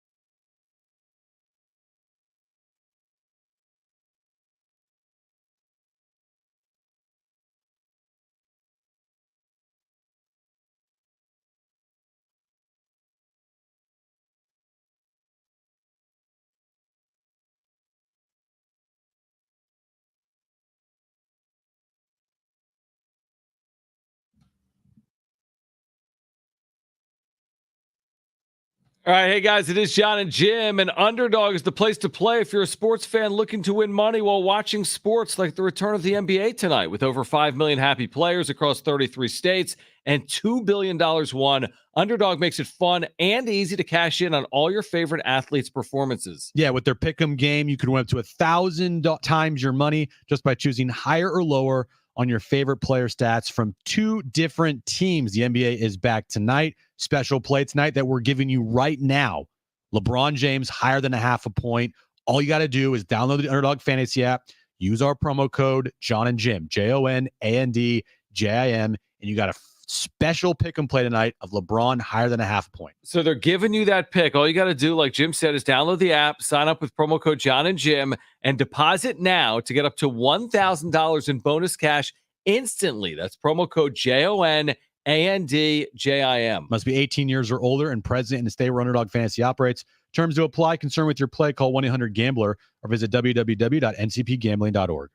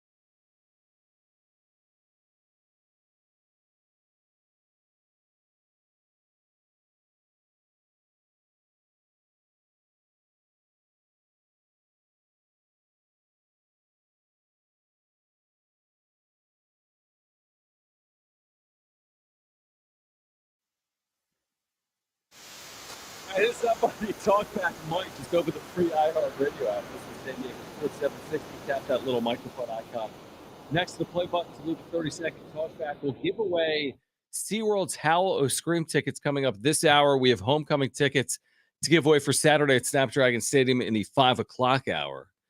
This Celtics team will go down as one of the all-time greats? One of the all-time greats, John. Maybe not, but No. I mean, they are world champs. Look, they had an incredible year last year. I don't think they should be considered as like an all-time team. They put up numbers that may suggest that. Like, if you look at the numbers, you'll see the 2023, 2024 Boston Celtics, and you're like, damn, that team was really good. Mm-hmm. But as far as like top 10 all-time team to win a championship, nah. Dude, they're not a top 10 Celtic team. No. To win a championship because they've had 18. But the crazy thing is, though, John, if you look at their numbers, which like their postseason run and then the regular season, their numbers suggest that they should be considered a top 10 team all time. Here's the thing. So they're getting their rings tonight on floor, right? Before the game. It's the kickoff of the season. But this proves the point of nobody really knows who's on an NBA team's bench. You know, like 8 dudes. You know, like Kawhi, you know, LeBron, you know, the stars. And even like an NBA championship caliber team. Do you really know player 14? Well, no, Bronny this year. Yeah, right. Yeah. True. Well, like I love the NBA. I watch it all the time. And I feel like most teams, they're back into the bench. You know, at least 1 or 2 guys. Right. You're like, oh, I remember that guy from college, or like that guy was a journeyman player somewhere or whatever. So we're watching this on television and we haven't heard it yet. So it's going to probably sound even weirder when we hear it. But like some of the names that were introduced that have now won championship rings. Yeah. How many of these players have you heard of? Yes. Let's take a listen in. Number 13, Drew Peterson. Number 20, J.D. Davison. Number 88, Namias Queta. Yes. Number 27, Jordan Walsh. Number 44, Jaden Springer. Never heard of him. Number 26, Xavier Tillman Sr. Like, you're still, who are you? And are you still around? Okay, so the first 6 guys that got rings are like, wait, what? That's not a parody. You were on the team? That's not a parody like from Comedy Central. That's like real. That's not a create your own team, as you were saying. Like, those are actual guys. That is a generated create your own team, NBA 2K, whatever, that the computer just makes for you. Dude. But their rings count like everyone else's rings. They're nice rings. Those guys have more rings than Charles Barkley. Yeah, exactly. And Karl Malone. And Karl Malone and John Stockton. And their rings, they weren't messing around. This Celtics 18 ring, they are not messing around with this thing. Those are big boys. Yeah. Like, it's like I can't remember if it was NBA or if it was NFL. They compared to like the ring from like 40 years ago to like the ring today. Gosh. Like today's rings are more closer to like resembling a bracelet compared to like what they used to be. Absolutely. These rings have diamonds that have diamonds. Yeah, the diamonds have diamonds on them. Yeah. It's like, wait, what? I got to look at the breakdown. I'm sure it's on social media. Hold on, to find of course. The Celtics had to have posted. Oh, like a huge like micro all page. teams do that of like, here's the ring. How much is it valued at? I don't know. No idea. But it's like a removable ring. What's a removable ring? Like the top. It comes off or take something? the top off. Yeah. So just real quick, there's 16 emerald cut diamonds representing the total playoff wins for 2024. There's 18 emerald cut diamonds representing the 18 franchise championships. There's 80 white diamonds in champions to honor the 80 combined wins for the season. There's 84 points of diamonds on the side bezel to represent the Celtics playoff winning percentage. There's 30 points of diamonds in the world in I guess like the world champions in the world to represent the total seasons played by the Celtics. So that's what? Count this up, John. Mm-hmm. What is 16 plus 18 plus 80? 114 plus 84. 198 plus 30. 228. 228 total diamonds on this freaking championship ring. Like I'm trying to put this in perspective. Like I'm just trying to like buy a Celsius. Like they're like creating rings with 228 diamonds on it. But I'm like, yo, can I get like a t-shirt? Can I get like a cheeseburger, please? Man. That's all I want. Right. Like that's unbelievable. 200 plus diamonds on this freaking ring that you don't even wear like championship rings anymore. No one wears them anymore. You just put them in a case at home or in a safe. Was it Kareem or Bill Russell just was in the news because he sold all of his? Did he really? Yeah. I think he gave the money to charity or something, but it's one of those two. You know what's cool in Dutch's office? Have you been in Dutch's office, Jim? No, it must be nice. Yeah, you should go. He's got 4 Final Four rings and a national championship ring for Michigan. He's got 3 Final Four rings for Michigan. He's got 1 from San Diego State. Well, yeah, we remember the Final Four ring very vividly after from a couple years ago. Yeah. Yeah, last year Kareem sold all 4 of his championship rings, his 3 MVP trophies for $2.8 million. Dude, donated it all to like children's charities. Okay. That's good. Good for him. All right. On the other side, we're going to get to the wrap. It is NBA opening night. We do have SeaWorld Howl of Scream tickets to give away. Darnay Tripp from NBC7 will join us at 5 p.m. We'll give away homecoming tickets to Snapdragon Stadium for San Diego State on Saturday as well during the 5 o'clock hour. It's Jon and Jim.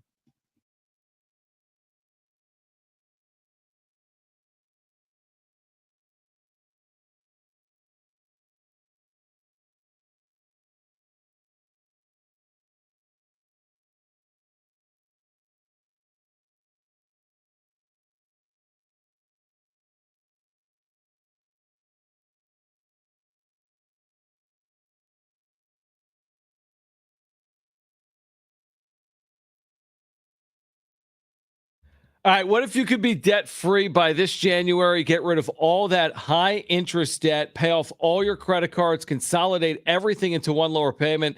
Hey, guys, it's Schaefer. If you're ready to stop stressing over bills, you need to call Loan Pronto right now.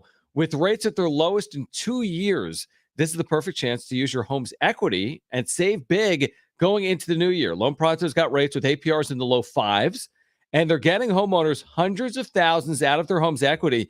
Homeowners who do this save on average $850 a month, $850. Loan Pronto offers a ton of options, including total refis or their express equity lines of credit. So call now, get a rate quote in just minutes with no hard credit pull and no upfront fees like those other guys. Call today and you won't make a house payment until 2025. LoanPronto.com or 619-207-4336. LoanPronto.com. Free rate quotes right now at 619-207-4336. Equal housing lender, NMLS 1661781. On approved credit, NMLS consumeraccess.org.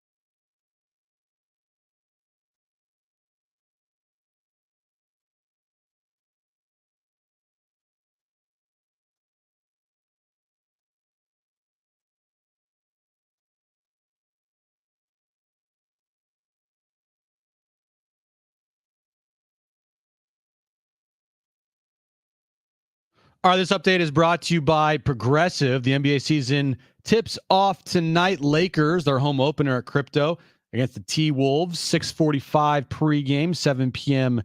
is tip-off. You can listen to that game right here on San Diego Sports 760. The Celtics are moments away from tipping off their season against the New York Knicks. San Diego State, they take on Washington State this Saturday, 7:30 kickoff for homecoming. Keep listening to Jon and Jim all week long as we're going to be giving away 2 pairs of tickets a day to that game. Progressive makes bundling easy and affordable. Get a multi-policy discount by combining your motorcycle, RV, boat, ATV, and more. All your protection in one place. Bundle and save at progressive.com. That's progressive.com.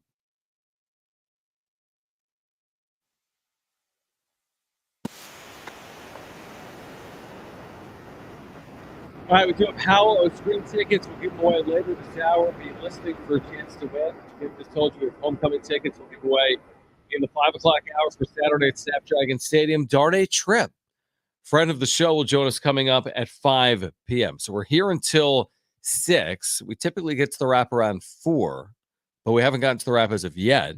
So let's get to the wrap. It's time for the wrap, presented by Sombrero Mexican Food. Check out their website at sombreromex.com. Will Bronny play any meaningful minutes in tonight's Lakers opener? Dude, he's going to get some, meaningful minutes because they want to get him with LeBron. And by meaningful, he'll inbound a pass or something. Yeah, to me, get your ass back on the bench. To me, meaningful is you're not down by 40. You're in the game. So first half. Will he get into the game for more than 2 minutes in the first half? That's tough. More than 2 minutes in the first half. I'm going to say... I think I make a point. I'm going to say yes. Yeah, I agree with you. Just to get it over with. I think they will get it over with. I think they will find a period of time where they can play together for 6 or 8 possessions. And now, do they need to do it? LeBron downplays it? No, there's plenty of time. We don't need to do it. It's not a necessary thing immediately to accomplish. There is time, but dude, the Lakers have already gone down this path. They've drafted him. They've put him on the roster. He's going to play tonight, whether we like it or not. Stuck with him now. Yeah, but he's going to play tonight. I just got a text. I didn't say this properly. The New York Knicks and Boston Celtics tonight. Yes, Knicks, Celtics tonight. Knickerbockers. The Knicks. It's a big game. The Knicks. Now, will the loser of this game have a path? This is a must-win With game. every team in the playoffs? This is a must-win game for the Knicks or the I Celtics. think the Knicks win tonight by 30. After all this, the Knicks by 32. After JD Patrick gets a ring, they're too distracted. Celtics Knicks by 30. Knicks by 40. Next question. All right, JD Patrick's going to have 50 points tonight. Yeah. Who's your favorite for NFL MVP? It's not Brock Purdy anymore. What do you mean anymore? like last year, we're talking about Brock Purdy. And, Well, you don't think last week's 0-touchdown 3-pick performance with 100 yards will probably keep him in the race? For him. Probably doesn't do well for him. Dude, Lamar Jackson just continues to get better and better. Postseason is one thing. That's going to be his next step. But in the regular season, threw his 5 touchdown passes last night. Who else would you say other than Lamar Jackson, especially now with the Ravens becoming Ravens are back. Listen to this joke. ESPN Bet has MVP favorites right now. It is Lamar Jackson, obviously. Coming off last night. They've played really well the last 5 weeks. I think they've won their last 5. He's plus 275. So, who's the favorite? He's the favorite. Oh, he's the favorite. Okay. You know who's the second shortest odds to an MVP? It is an absolute joke. Of course you know. Mahomes. 6 touchdowns, 8 picks. Now, the record's great. Yeah. And he could turn it on, and he's 2 weeks away. 2 weeks of 4 touchdowns, no picks. 4 touchdowns, no picks. You hear that, Sammy? They're winning in spite of him, not because of him. Well, I don't know if. How is he second to win the MVP based on his performance? Look, he makes at least 1 or 2 plays a game that is winning plays that helps his team win. He had the big run against the Niners this past week. But he's not the league's MVP this year to this point. No, that defense has carried the Chiefs this year to 6-0.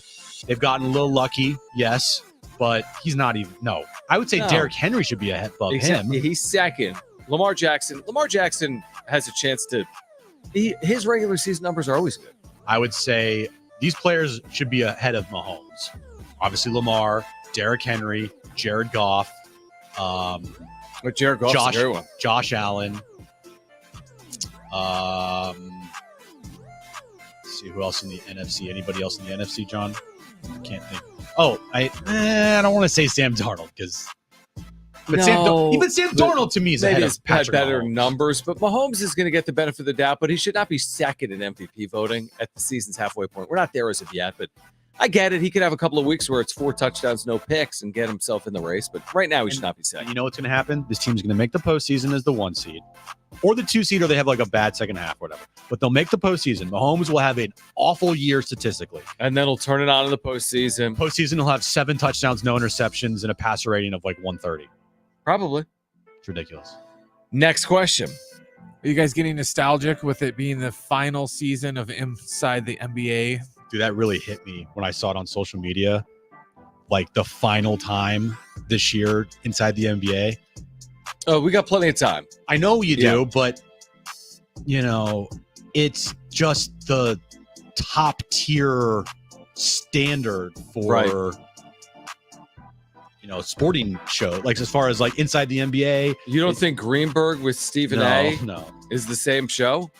No, John. Who else is on that show?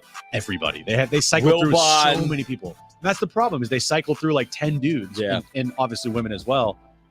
Inside the NBA, you have Shaq, Kenny, Ernie, Chuck. And then like Draymond Green when he's like, oh, I'm unavailable tonight. Oh, I'm on Inside the NBA. That's on like Tuesdays and like Fridays. I know. Like Thursdays, they have the core ready to go. Here's the thing. Yes, the show in its current form will end within the next year, it appears. But will the show continue to exist in some form or fashion with some of these characters moving forward? It's absolutely possible.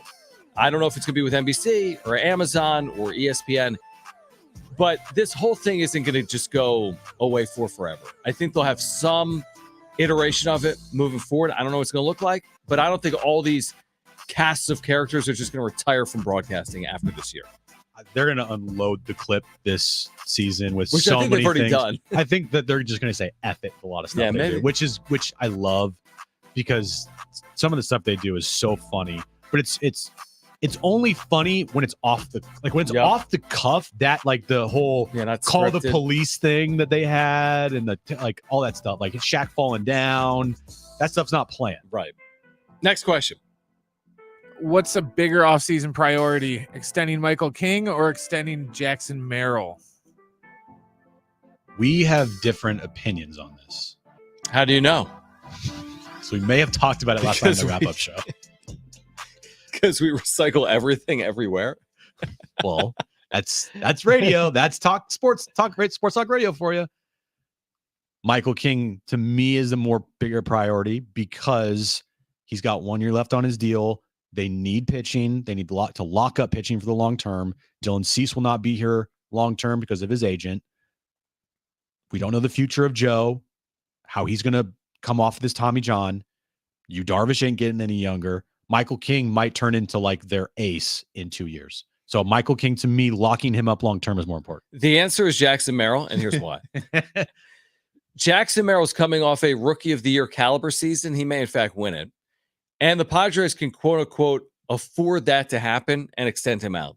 Now, it's not going to be cheap, but they can afford Jackson Merrill. He's not going anywhere. You're not extending him because you think he's going somewhere. You're extending him because you don't want the price to go up twofold.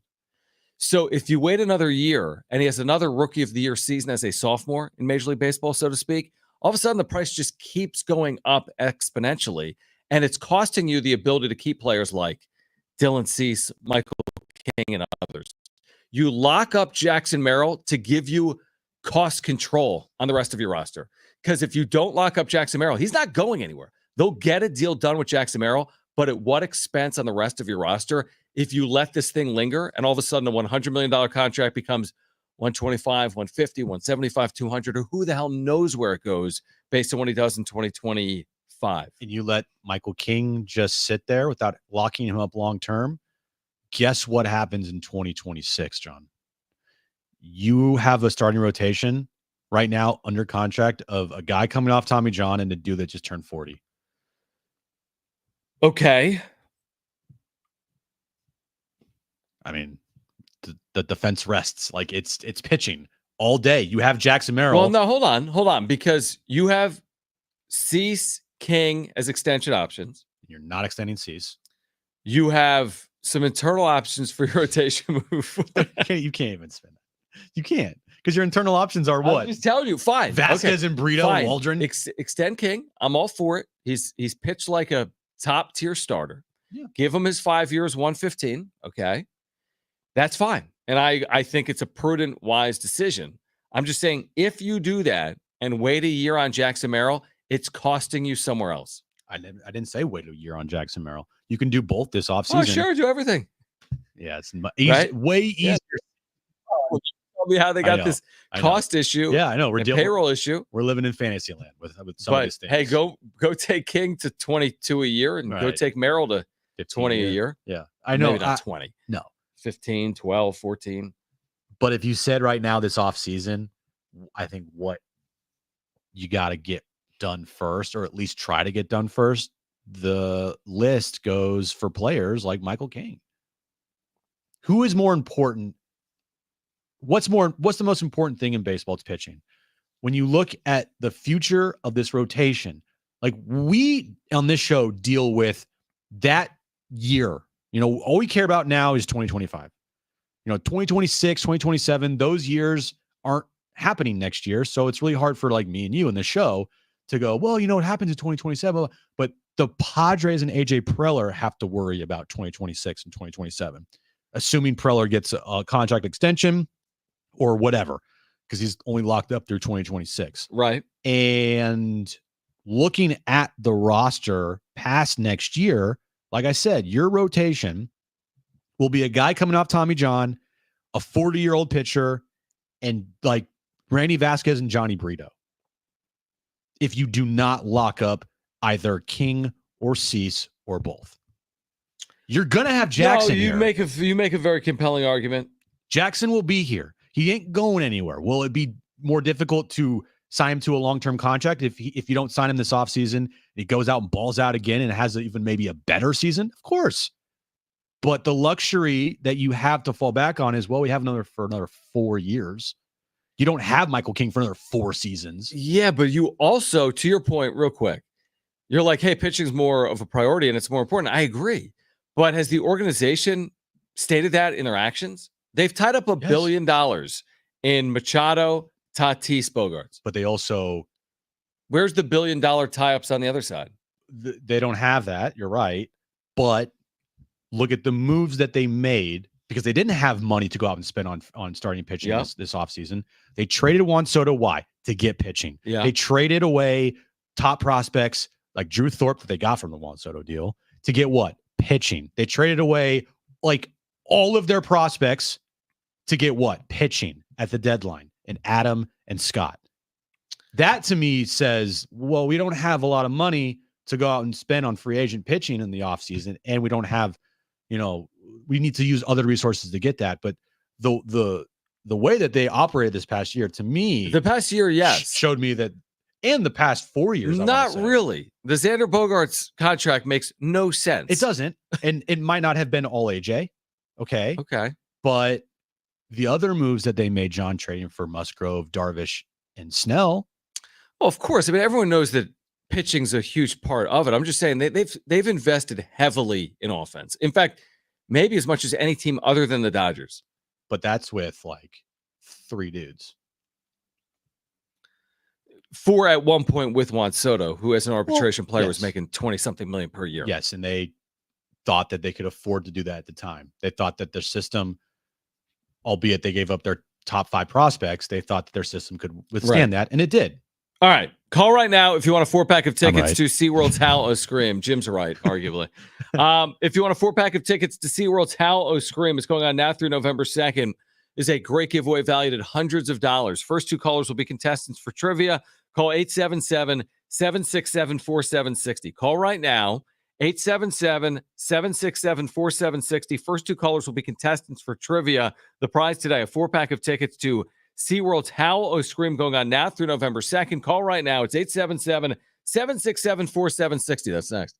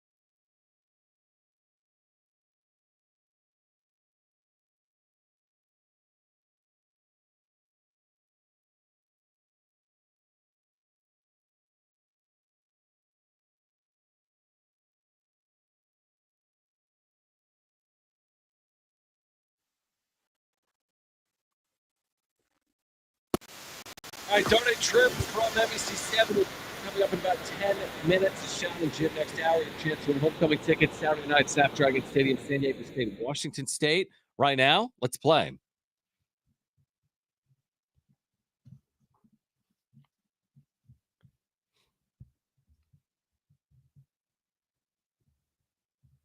All right, 3 questions, 2 contestants, 1 lifeline. Today's 2 contestants, we have Jon and we have Alex. Jon, you called in first. You have your choice of Jon or Jim. Who do you want to go with? Jon. All right, so Jon and Jon. And that means Alex gets Jim. Alex, are you there? Yeah, I'm here. How you guys doing? Good, man. All right, so Jon and Jon, Alex and Jim. Brent, question. All right, guys, the Lakers open their season tonight against Minnesota. You can actually hear that game right here on San Diego Sports 760 with pregame starting at 6:45. Today's question, can you name any of the top 10 scorers in Lakers franchise history? So we're looking for the top 10 scorers in Lakers franchise history. All right, pretty simple. Alex, you're up first. What's your first guess? You do have a lifeline if you want to use it. We'll go with Kareem. Kareem, good guess. Kareem Abdul-Jabbar is on the list. He is on that list, Okay. yes, towards the top of it. Yeah. Jon, you're up next. What's your first guess? You do have a lifeline if you want to use it. Jerry West. Jerry West. All right. All right. Alex, back to you. Second guess. You do have a lifeline. What do you got? How about Magic Johnson? Magic Johnson on the list. All right. Jon, back to you. Second guess. You do have a lifeline if you want to use it. Hello? Hello, Jon. You're up. What's your second guess? Okay. You do have a lifeline if you want to use it. Actually, I pushed mute accidentally. I'm gonna go with he said Magic. I'm gonna go with Shaq. Shaquille O'Neal on the list. Alex, back to you. What is your third and final guess? You do have a lifeline, which is like the biggest layup ever if you want to use it. What do you got? Yeah, I'm gonna use the lifeline. Let's go, Jim. Kobe Bean Bryant. Do you take it? Absolutely. Is he top 10? Oh, he is. He's top 10, yeah. Jon, back to you. Final guess. You do have a lifeline if you want to use it. What do you got? Yes, I want to use it. that was so Jon. who's off the board? Hold on. Everybody. We have Kobe, Shaq, Kareem, Magic. Mm-hmm. That's it. Right? And Jerry West. Oh, and Jerry West. Kobe, it's a pretty good group that is off the list. All right, so we're looking for someone else on the list. Mm-hmm. Why am I drawing a blank here? You're looking at me like I'm an idiot. Mm-hmm. Hold on. Give me a second. You can have 5 of them. Give me 10 seconds. All those Laker guys that scored a lot of points. I'm going to give you a bad lifeline. Okay? I don't think he's on the list, but I'm going to say it anyway. This is a very bad guess. LeBron James. Oh, yeah, that's an excellent one. Yeah, that'll work. I knew he wasn't on the list. All right. Unfortunately, I don't know who he is, You though. lost. I knew he wasn't going to be on the list. I feel bad about it, Jon. I really do. How many layups are there? 5 of them or no? Hold on, let's see. 1 layup, 2 layup, 2 layups, 2 layups, 2 layups, 2 layups, and Who a are the couple of layups? makeables. I'm kind of drawing a blank as well, but I'm going to say Who is Michael on the list? Cooper. No, That's not a. What are you talking about? I didn't say it was a layup. Oh, I know what it is. Oh, who?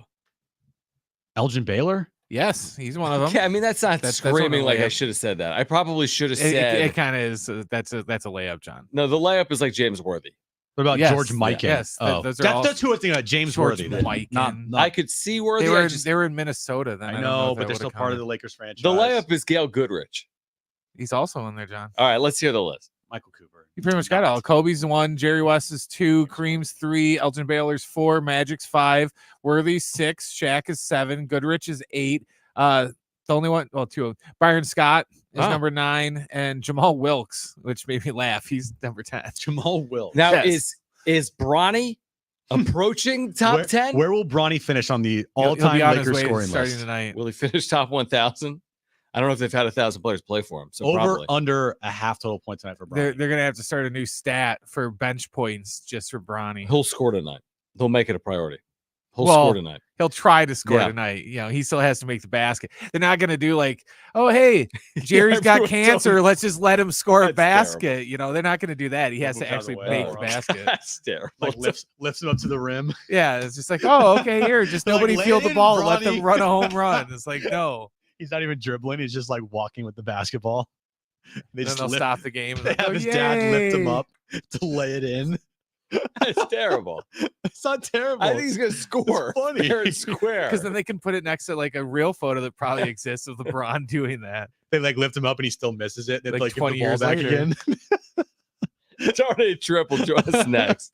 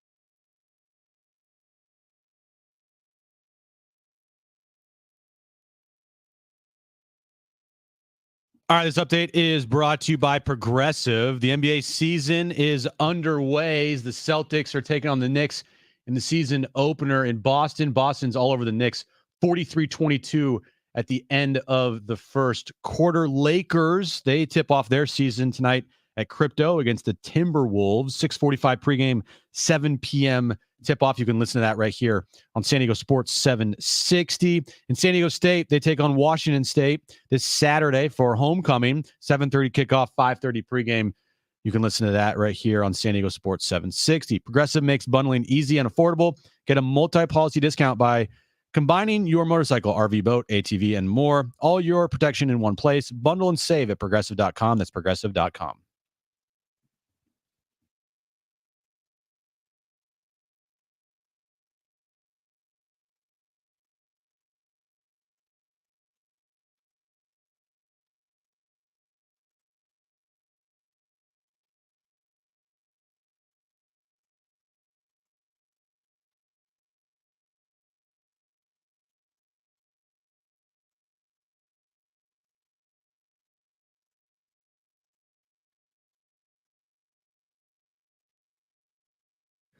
All right, San Diego and Southern California, what's going on? Final hour, Jon and Jim. We do have homecoming tickets for Saturday night at Snapdragon Stadium to give away this hour. 2 free tickets. We'll let you know when to call for those tickets. Saturday, 7:30 right here on San Diego Sports 760. Tickets are available at goaztecs.com. So, Darnay, this is your own fault.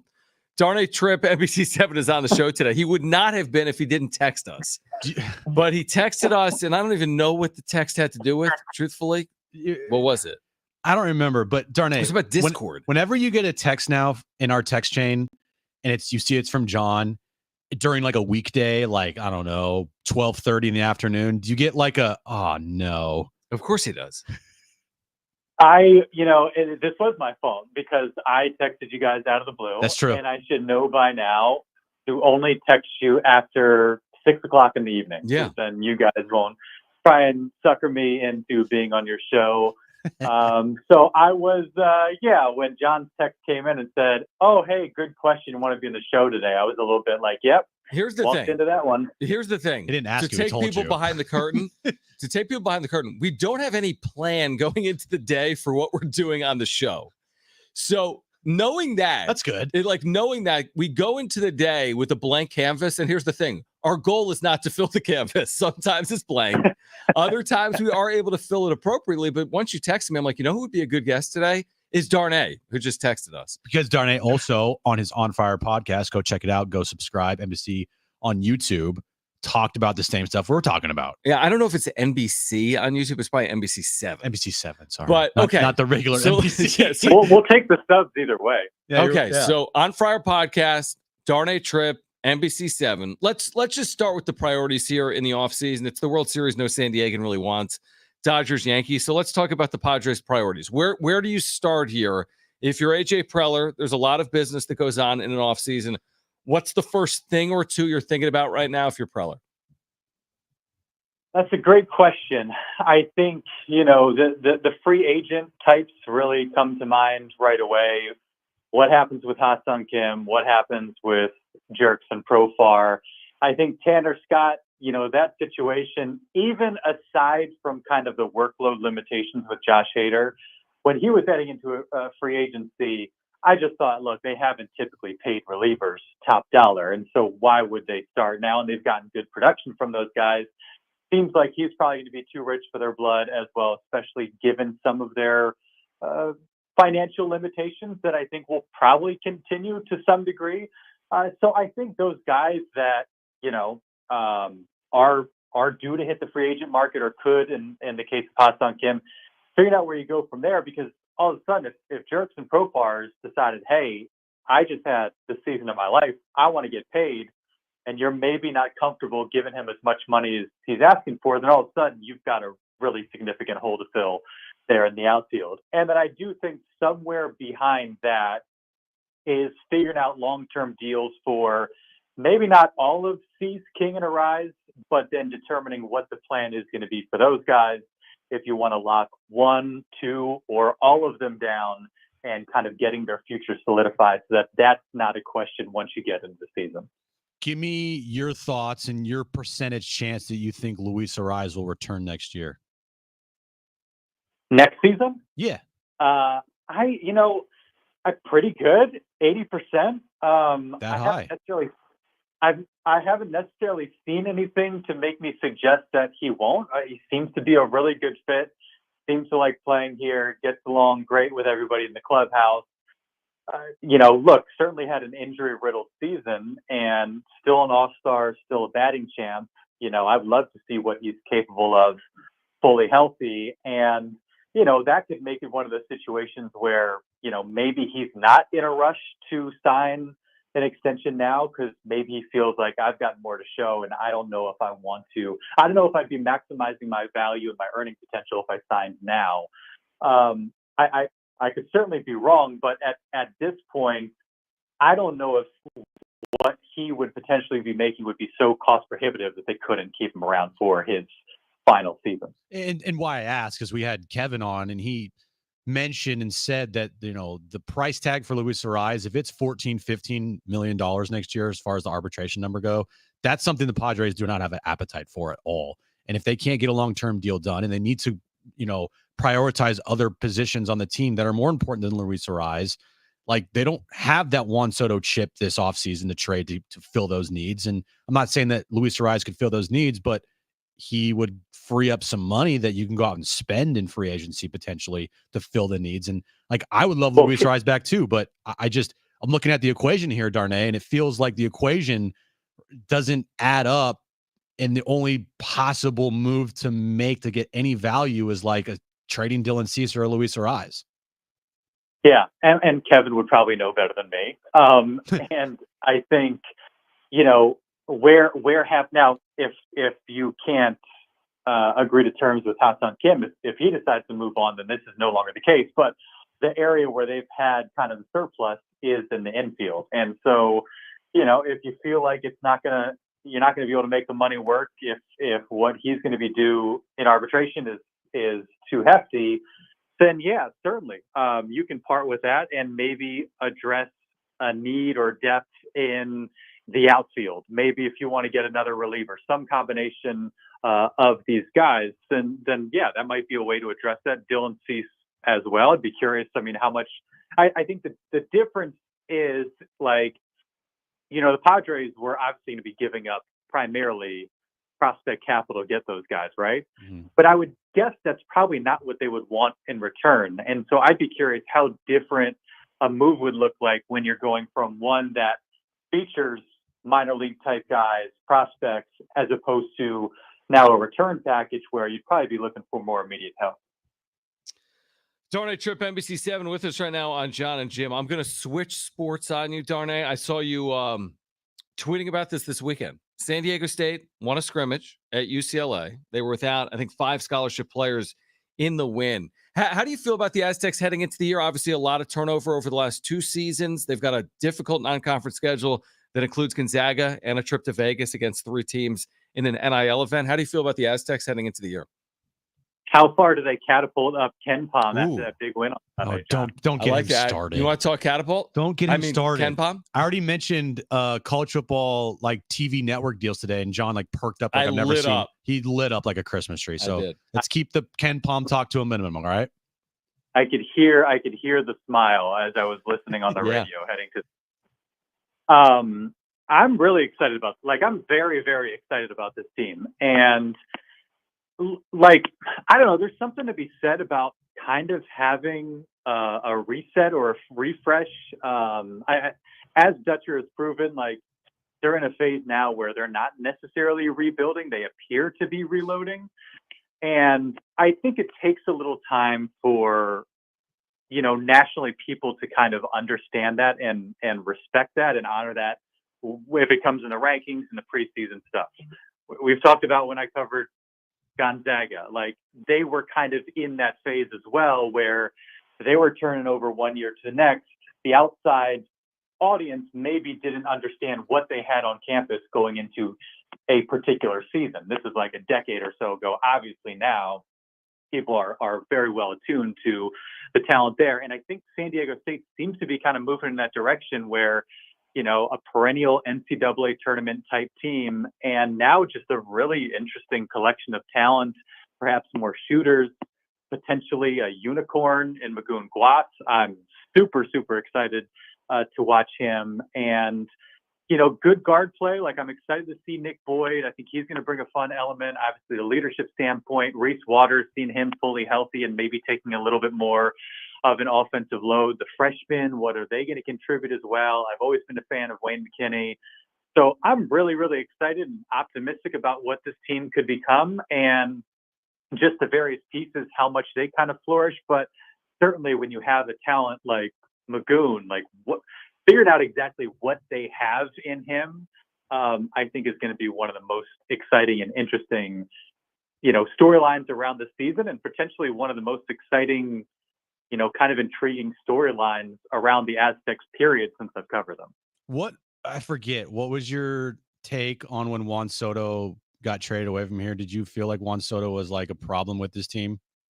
Are we going back to baseball? You guys, I'm trying to stay on balance here. We don't plan. I don't have another question about basketball like that. I just don't. Oh, we don't plan anything. Well, Remember that. I can ask you a football question if you want, like Aztec football, but no, fun. This is fun. It keeps me on my toes. Juan Soto. Now I don't remember the question. Something about Juan Soto when he got traded. How did I feel about that? Yeah, because I feel like Juan Soto, with what he's doing in the postseason, is kind of ending this narrative that he's maybe he was a clubhouse cancer or a problem here, or he wasn't as good as people thought he was.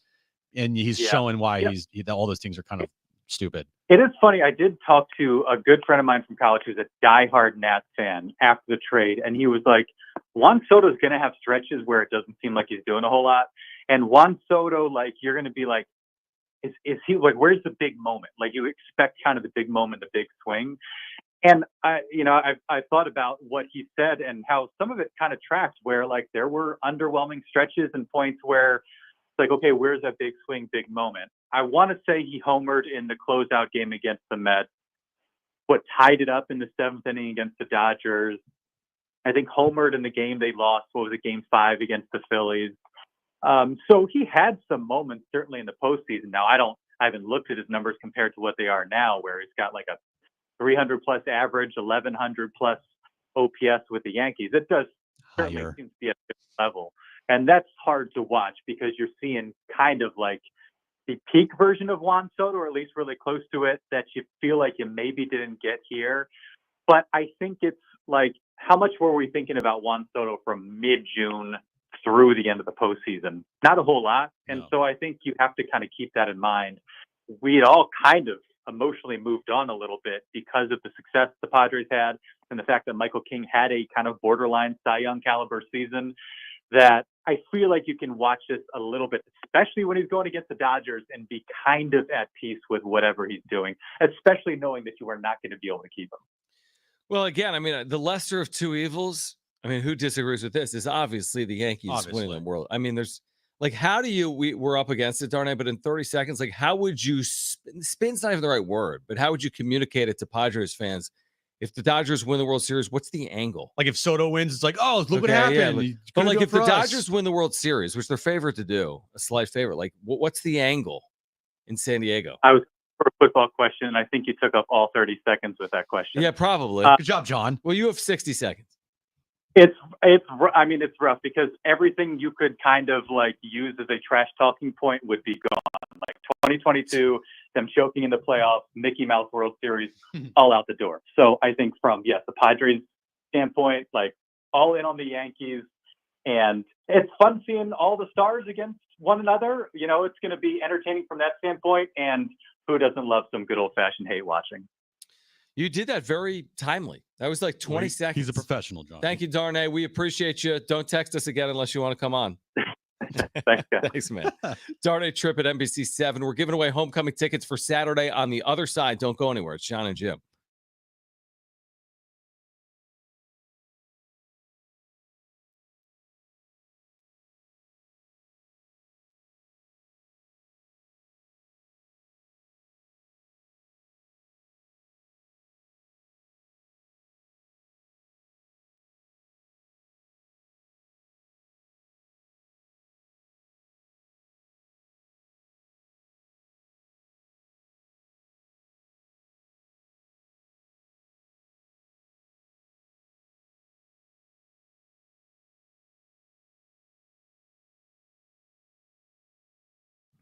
All right, hey guys, it is Jon and Jim. We've been telling you about our friends over at Hamul Casino. It's the place to get throughout the baseball postseason, throughout the football season, every Monday night. In fact, during football season here in October, you've got chances to win big over at Hamul Casino. Yeah, get to Hamul Casino today. You have the chances to win every hour at 7 p.m., 8 p.m., and 9 p.m. They're picking 10 winners. Your odds, they're better than ever. Plus, their Onyx players are going to receive an extra $100 in cash bonuses on top of their winnings. Plus, you're going to earn entries all month long by playing and getting 2-time entries on Tuesdays today with at least $500 in cash for all winners and a chance to win up to $25,000. You're going to love their food options. Tony Gwynn Sports Pub is terrific. They've got such good food and drinks, all the televisions for football, NBA, Major League Baseball postseason. Tony Gwynn memorabilia is there as well. They've got endless dining 5 nights a week. Their endless dining options include Saturday surf and turf buffet. They truly have gone over the top with their options. Succulent steaks, delectable seafood, and more. Yeah, Tony Gwynn Sports Pub is the place to be to watch your favorite sporting event, Major League Baseball postseason, NFL action, and now the NBA season. Tony Gwynn Sports Pub, it's awesome. Hamul Casino, it's great. It's fun above all else.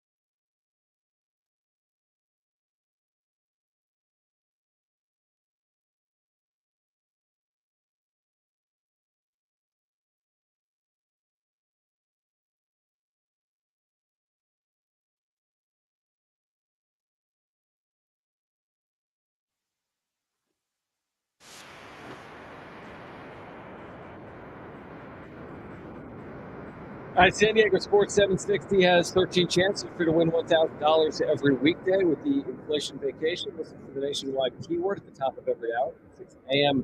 through 6 p.m., then enter it at sportssd.com. Here till 6 p.m., we do have homecoming tickets to give away. We'll do that at some point in the next 15 or 20 minutes. I know you don't watch Family Guy. Brent, you've seen Family Guy, obviously. Yeah. Watching this game between the Celtics and the Knicks right now, and the Knicks are better than this, but it feels like and here's the first pitch and the season's over. Season's over. Season's like for over. Mets fans or whatever? Yeah, for Mets fans. Exactly. It's not, it's the Knicks are going to be much better than this. They have a good team unless they get ravaged by injury, but it's just funny how Knicks fans so excited for the season. They got Mikal Bridges. They got Karl Anthony Towns. Big Cat. They have Jalen Brunson. Josh Hart, let's go. The Knicks are ready to finally get over that hump. And they're down by 25. Right in the first quarter. You have to remember, though, it's the NBA. Teams piss Everyone away makes a run. 25 points. For sure. Yeah. You're right. I don't remember what SportsCenter anchor used to say that, but yeah, everyone makes a run at some point. So they'll piss away. They'll make a run. By the time we get home, it's going to be like a 3-point game going into the fourth. Knicks will be up 20. What are we missing? Is it just because it's the Lakers and they always have short odds to win a title, even though they don't win titles? The Lakers have the 5th shortest odds in the NBA, 13-1. So Celtics are plus 380, Bucks plus 380, Nuggets plus 550, Suns plus 550, then the Lakers plus 1300. 5th shortest odds to win a title. So they have the second best odd in the West or third best odd in the West? Third, Nuggets, Suns, Lakers. Suns? Dude, I don't know. Again, this is Suns? This changes every day, but hold on. Dallas wants to talk to you real That's quick. not accurate. Okay, I was going to say, accurate. what? That's from 2023. This is from 1996. 2015. Okay, the Bulls are looking good this year. Hold on. The Bulls are looking good. Odds to win an Michael NBA Jordan guy came championship. back. Bet MGM. Celtics plus 325. Okay. Thunder plus 550. I was like, what? Knicks plus 650. This team is down 30 in the first half of the Celtics has the third shortest odds. Lakers they're nowhere on the list. They shouldn't be. Will Bronny lead them will that change after tonight if he goes for 4-2? We were talking during the break. What if Bronny just puts up like 22 points? We said, what if he scores 24 and drops like 8 in overtime and has like a and one play to finish off the T-Wolves tonight? I said he's not going to be given that opportunity. No, there's no chance. He won't play more than 5. No way. It could be like some of those dudes that like greatest opening day baseball and do nothing afterwards. Like he was 4 for 5 with 2 home runs. It's like I always remember the Cubs had this road. He hit 3 home runs on opening day. And Jack squat the rest of his career. I mean, am I curious? Is it going to draw people to television? Yeah, probably it will. That's what's going to happen. Pretty cool. You're going to see everybody making fun of it online, especially if Bronny goes in tonight and he has like a blunder. Like if Bronny goes in, say he plays 4 minutes, and in those 4 minutes he goes 0 for 2, and he gets like blocked at the rim, and he has a bad turnover or whatever. And they're like, he's like a negative 10 in 4 minutes, right? Yeah, like outscored 11-1. It's like, how's that possible? Yeah, I just hope that it's not like it's going to be cringy, but I'm just hoping it's not going to be super duper cringy to where like LeBron's going to break down in tears or something. And they're not going to like stop the game. He's not going to speak, is he? Like Bronny comes on the floor and then they stop the game. Starts crying. So this has never happened in the history of the sport, right? No. Father and son? No. And it really wouldn't if not for the Lakers selecting him 55th overall. Nike's already come out with a Bronny and LeBron shoe commercial for opening night. Is there a Bronny one? Yeah, they're loafers. Nah. No, I don't think there's a Bronny shoe yet, John. But they've already come out with a Nike commercial. Yeah, that was a long time ago. No. They got another one? It's a new one where LeBron is hazing Bronny by filling his car up with like Fruity Pebbles. You know, and then it's like a Nike swoosh. And then like LeBron hides around the corner, and then Bronny goes out to his car, opens the door, and a bunch of like Fruity Pebbles come out of his car. And then LeBron pulls up and he goes, "Hey, Rook, don't be late." And Bronny's like, "Oh, come on, old man. What are you doing?" And then to say we're all witnesses. And then it says, and then the Nike swoosh comes on. Wow. Yeah. Where'd you see that? On internet, social media. Are they going to have that tonight during the game? Guarantee it. All right. Tune in. You can listen right here on San Diego Sports 760. 6:45 pregame, 7 o'clock is the tip off from LA, right? Crypto.com. In LA. This could turn out to be a disaster for the Lakers this year. Like just looking at the Bronny part? No, the Bronny part, the JJ Redick part, the season, the team part. Like, well, Bronny's only going to be here for the first game and the last game, right? Probably. Like he's going to magically just be in the G League. But once the Bronny circus ends and he goes down to the G League, which he should be there, and he should not be on an NBA developed court, which he will be tonight. But once the Bronny saga kind of dies down and he's gone, then all the attention turns on to JJ Redick. And you know, if the Lakers start out like 13-16, there's going to be heat on JJ Redick. So he should feel like happy right now that nobody's talking about him. Bronny's the story. Because Bronny's the story. But once Bronny's gone, guess what, JJ?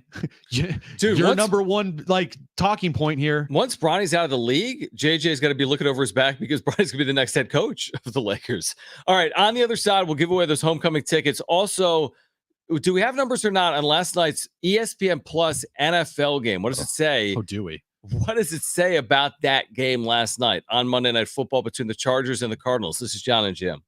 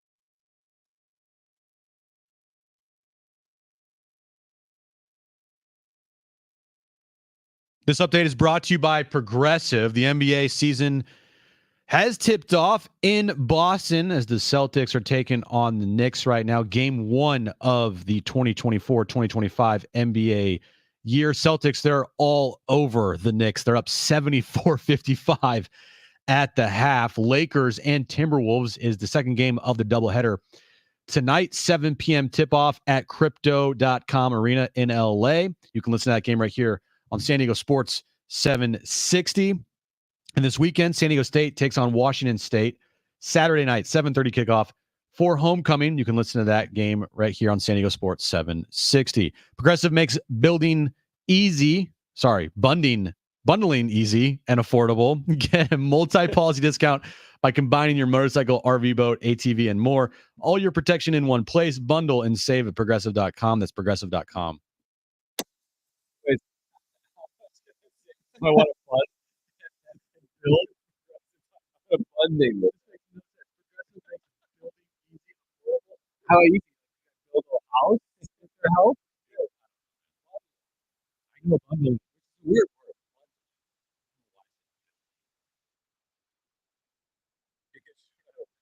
This is where I would go. Son of a... All right, we're giving away homecoming tickets coming up in the next 10 minutes. Jim's back page is ahead. So we spent a few minutes yesterday being like, who's going to watch Chargers Cardinals? By and large, it's on ESPN Plus during a Ravens game. The Ravens are one of the best teams in the NFL. Yeah. This game is going to kick off at 9:00 Eastern in Phoenix with two of the more like blah generic franchises in the sport. I think that's fair. Chargers and Cardinals. Like these aren't like the Steelers and the Packers. Okay. Mm-hmm. So this from Pro Football Talk. How well did the streaming only game from last night's staggered doubleheader do on ESPN Plus? Mm-hmm. Poorly enough that ESPN omitted the Chargers Cardinals audience number from their weekly Monday Night Football press release. Oh. So like it's hard in the NFL to have a game with fewer than like 10 million viewers. Some NFL Network stuff maybe is under, but there's Fox games like this Niners Chiefs game was viewed by nearly 30 million people. Mm-hmm. And they didn't even release the numbers on ESPN Plus because who knows if even a tenth watched that. Like did 3 million people watch ESPN Plus last night at 9:00 Eastern for Chargers Cardinals? I don't, it couldn't have been much more than that, truthfully. Well, what do you expect? You have a, C-list franchise in the Chargers. You have kind of an irrelevant franchise in the Cardinals. Yeah, it is NFL football, but you stuck it on ESPN Plus. I don't have ESPN Plus. Do you have ESPN Plus? I have ESPN Plus. Oh, you do. Yeah. But it's not as easy as just like everybody has that. Everybody has Twitter, right? Everybody has Instagram. Like not everybody has ESPN Plus. No, Brent did the deep dive yesterday. He's like, there's 25 million people. That's not a lot. Which is not a big number. And he's like, well, a lot of it's probably bundled. Yeah. Well, if you get Disney Plus and like Hulu, they just throw that in there as like the third party, even if you want it or you don't. Like, let me look up how many subs does I don't know like Prime Hulu have? Oh, I said Prime. Amazon's got to be hundreds. Amazon of millions, right? Prime have. All right. Yeah. 200 million. All right. So like 10 times. Yeah. So you put a relevant franchise in the Chargers with not really big time franchise at all in the Cardinals on a streaming platform that has only 25 million subs compared to what Amazon Prime has, which is 200 million. Of course you're going to get like horrible ratings for that. How did the NFL allow? Now, okay, Thursday Night Football, huge package, Amazon Prime, 200 million subs. Okay, it's been on for a couple of years. That's been relatively successful. They could get 10 plus million viewers for these games. But Monday Night Football, which at one point was the prime time thing with the sport. Now it's not 2 games on. And now they're putting 2 games on and they're staggering the starts. And one of the 2 games is on ESPN Plus, and they're putting a QR code on the screen during the Ravens game. Hey, tune in. By the way, again, LOL Chargers. Just in general with another loss, you're saying? How they lost last night.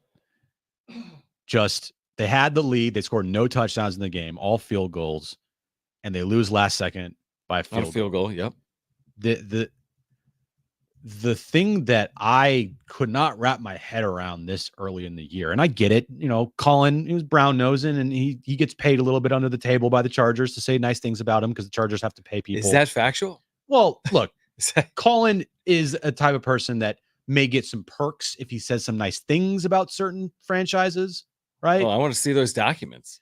And for him and others in the media to think that Jim Harbaugh was going to come in there and turn that team into a perennial playoff contender and borderline Super Bowl contending team is out of their mind. Very few people said it from day one. Now, people said with time, not very few people said it. Colin said they're going to win 11 games this year. Colin also said that where Colin was wrong. Not everyone's going to always be right. I mean, the Chargers aren't 0-6. They're 3-3. 3-4. Right? 3-3. Oh, 3-3. They're 3-3. So they got a better record than your Niners. No.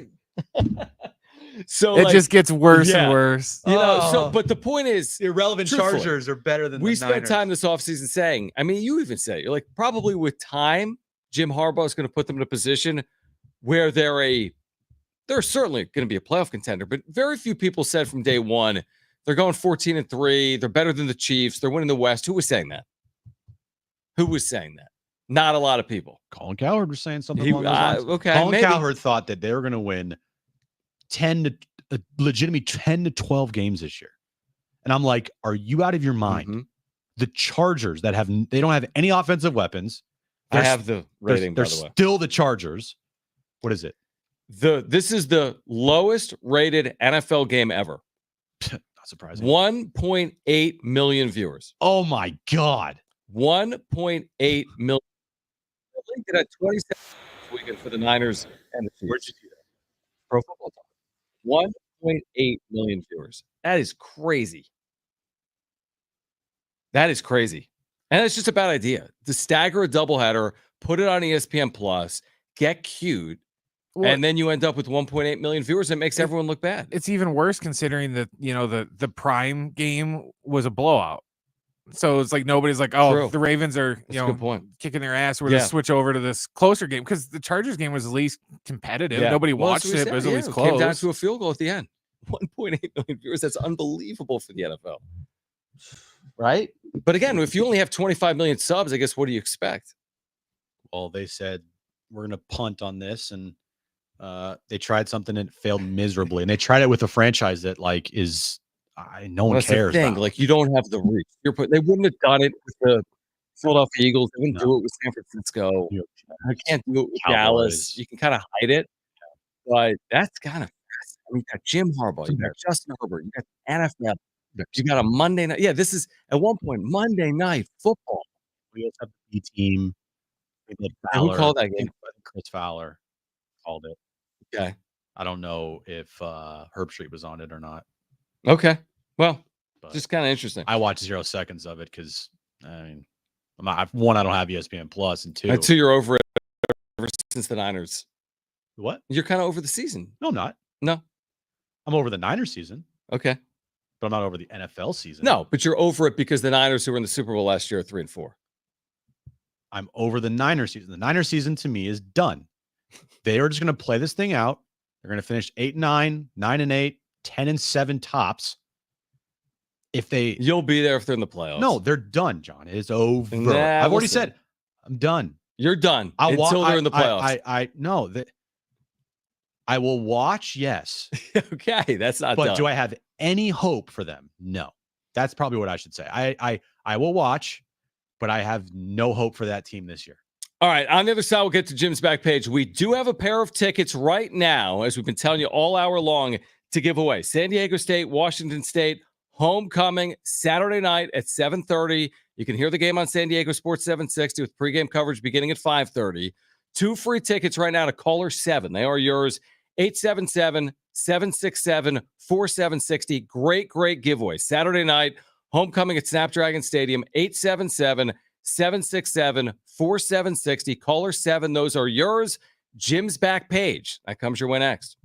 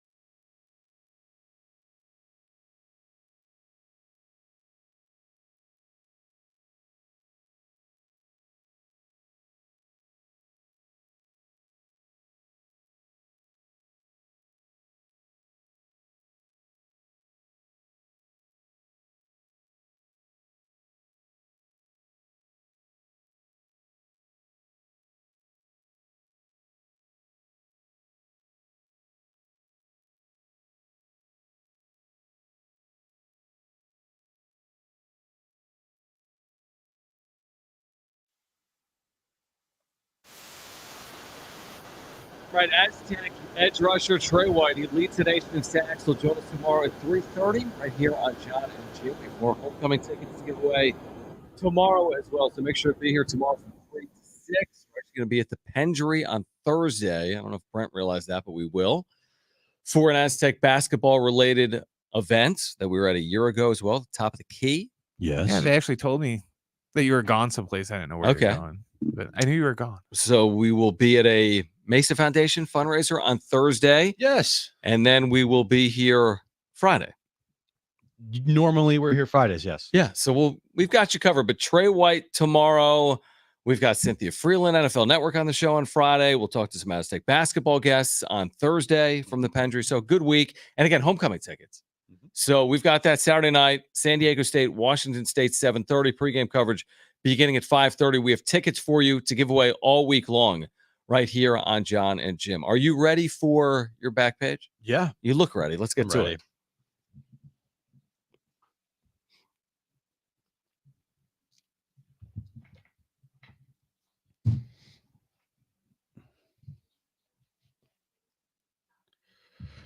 Wendy's, John, has just dropped new Boo Bag meals, which are kid meals for adults, with the new Bone Chiller Frosty Frights toy.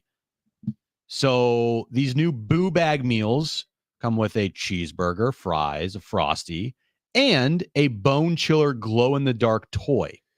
So what does that mean? What is a Bone Chiller toy? It's a Frosty that is dressed up in like a Halloween costume.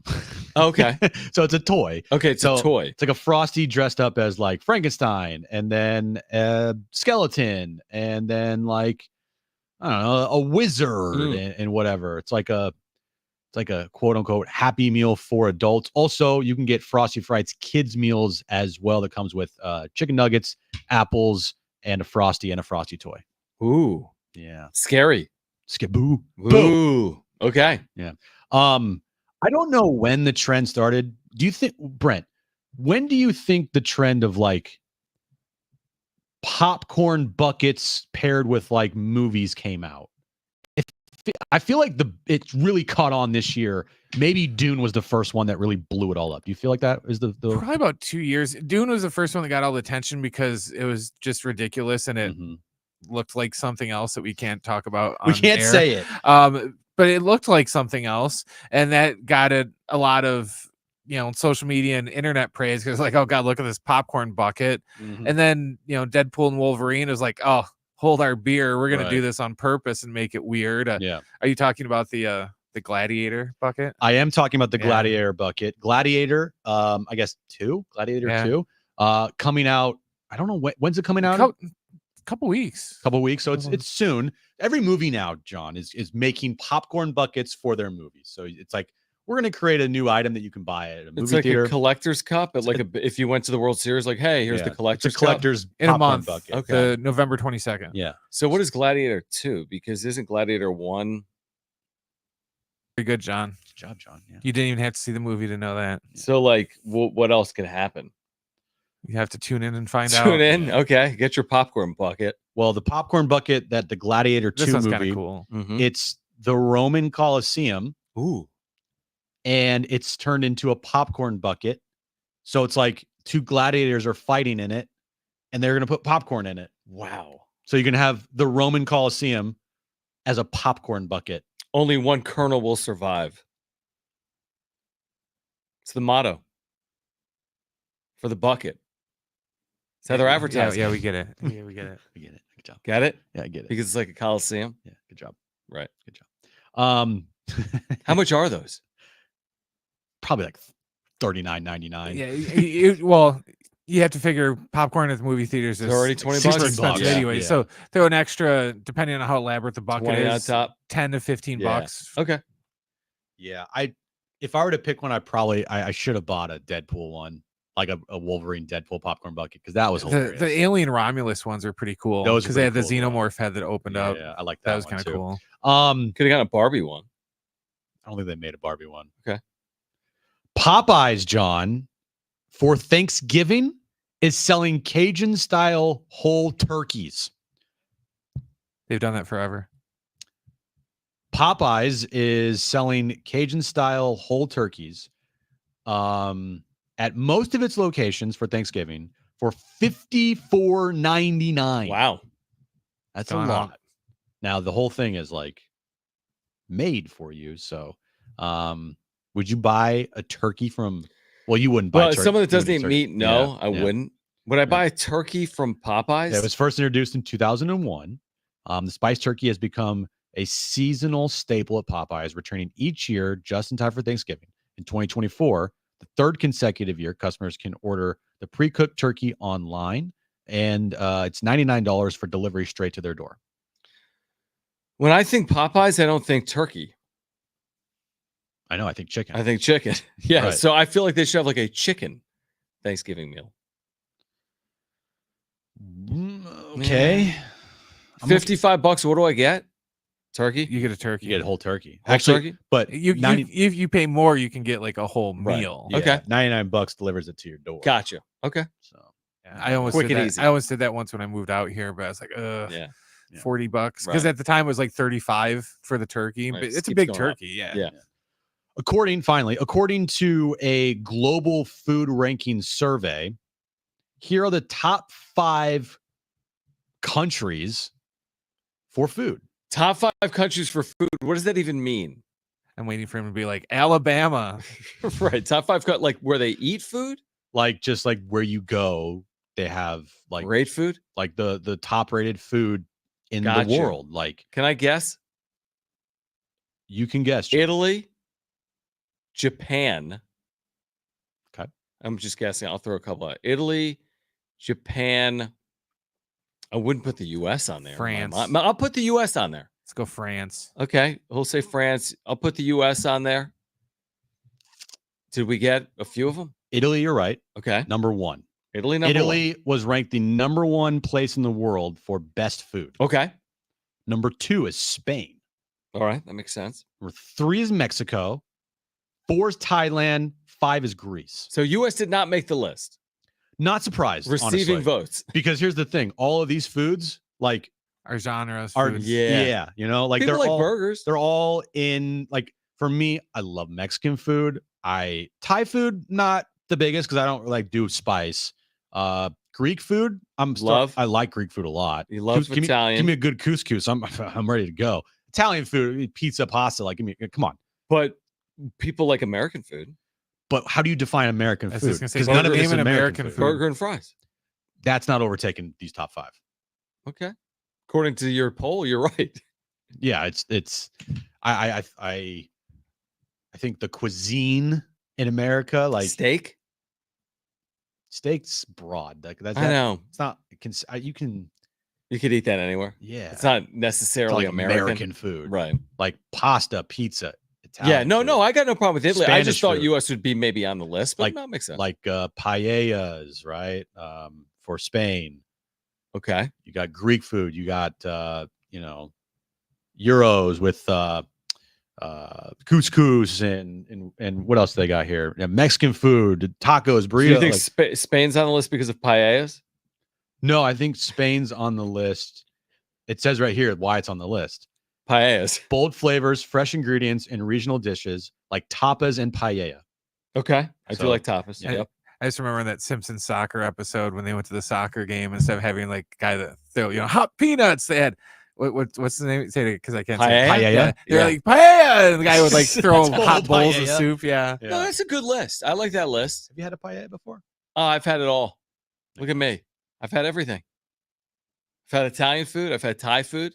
I've had American food. What is a paella, John? It's a dish. So It's you've been to a dish. buffet. It's a full dish. That's what I would say. John's been to a I've been- buffet A once. paella is everything. It's a full dish. What's in the You're paella? gonna absolutely love it. What's in a paella? It's got some sauces in there. I mean, you're getting all of it. You're getting all the doesn't. flavors. It's bold. Does not have It's sauce. just a lot. My favorite paellas have good sauce. Paella is not It's very sauce, saucy. dude. When I think about like a No, good, no, it's not. it's not saucy. No, it's not saucy. A paella, John, is rice, I love it. So saffron. that is rice. No, the spice saffron. Oh, It's not rice, saffron. And then it is like an aioli. It's also a lot of fish. You can have like clams, mussels. That's what I'm saying. You just put that thing together. It's a big dish that you cook all at once. Yes. It's almost like a risotto type of Spanish rice. gumbo. Boro rice. All right, join us Very tomorrow at good. 3 p.m. San Diego Sports 760. Trey White, he leads the nation in sacks. He'll join us at 3:30. We have homecoming tickets to give away for this weekend as well. If you missed anything today, go to sportsst.com, iHeartRadio app, iTunes, TuneIn Radio, or Spotify. Find us on social media at Jon and Jim. We're back tomorrow at 3 for Brett and Jim. I'm John. Lakers basketball at 6:45 right here on San Diego Sports 760. Bye. Bye-bye.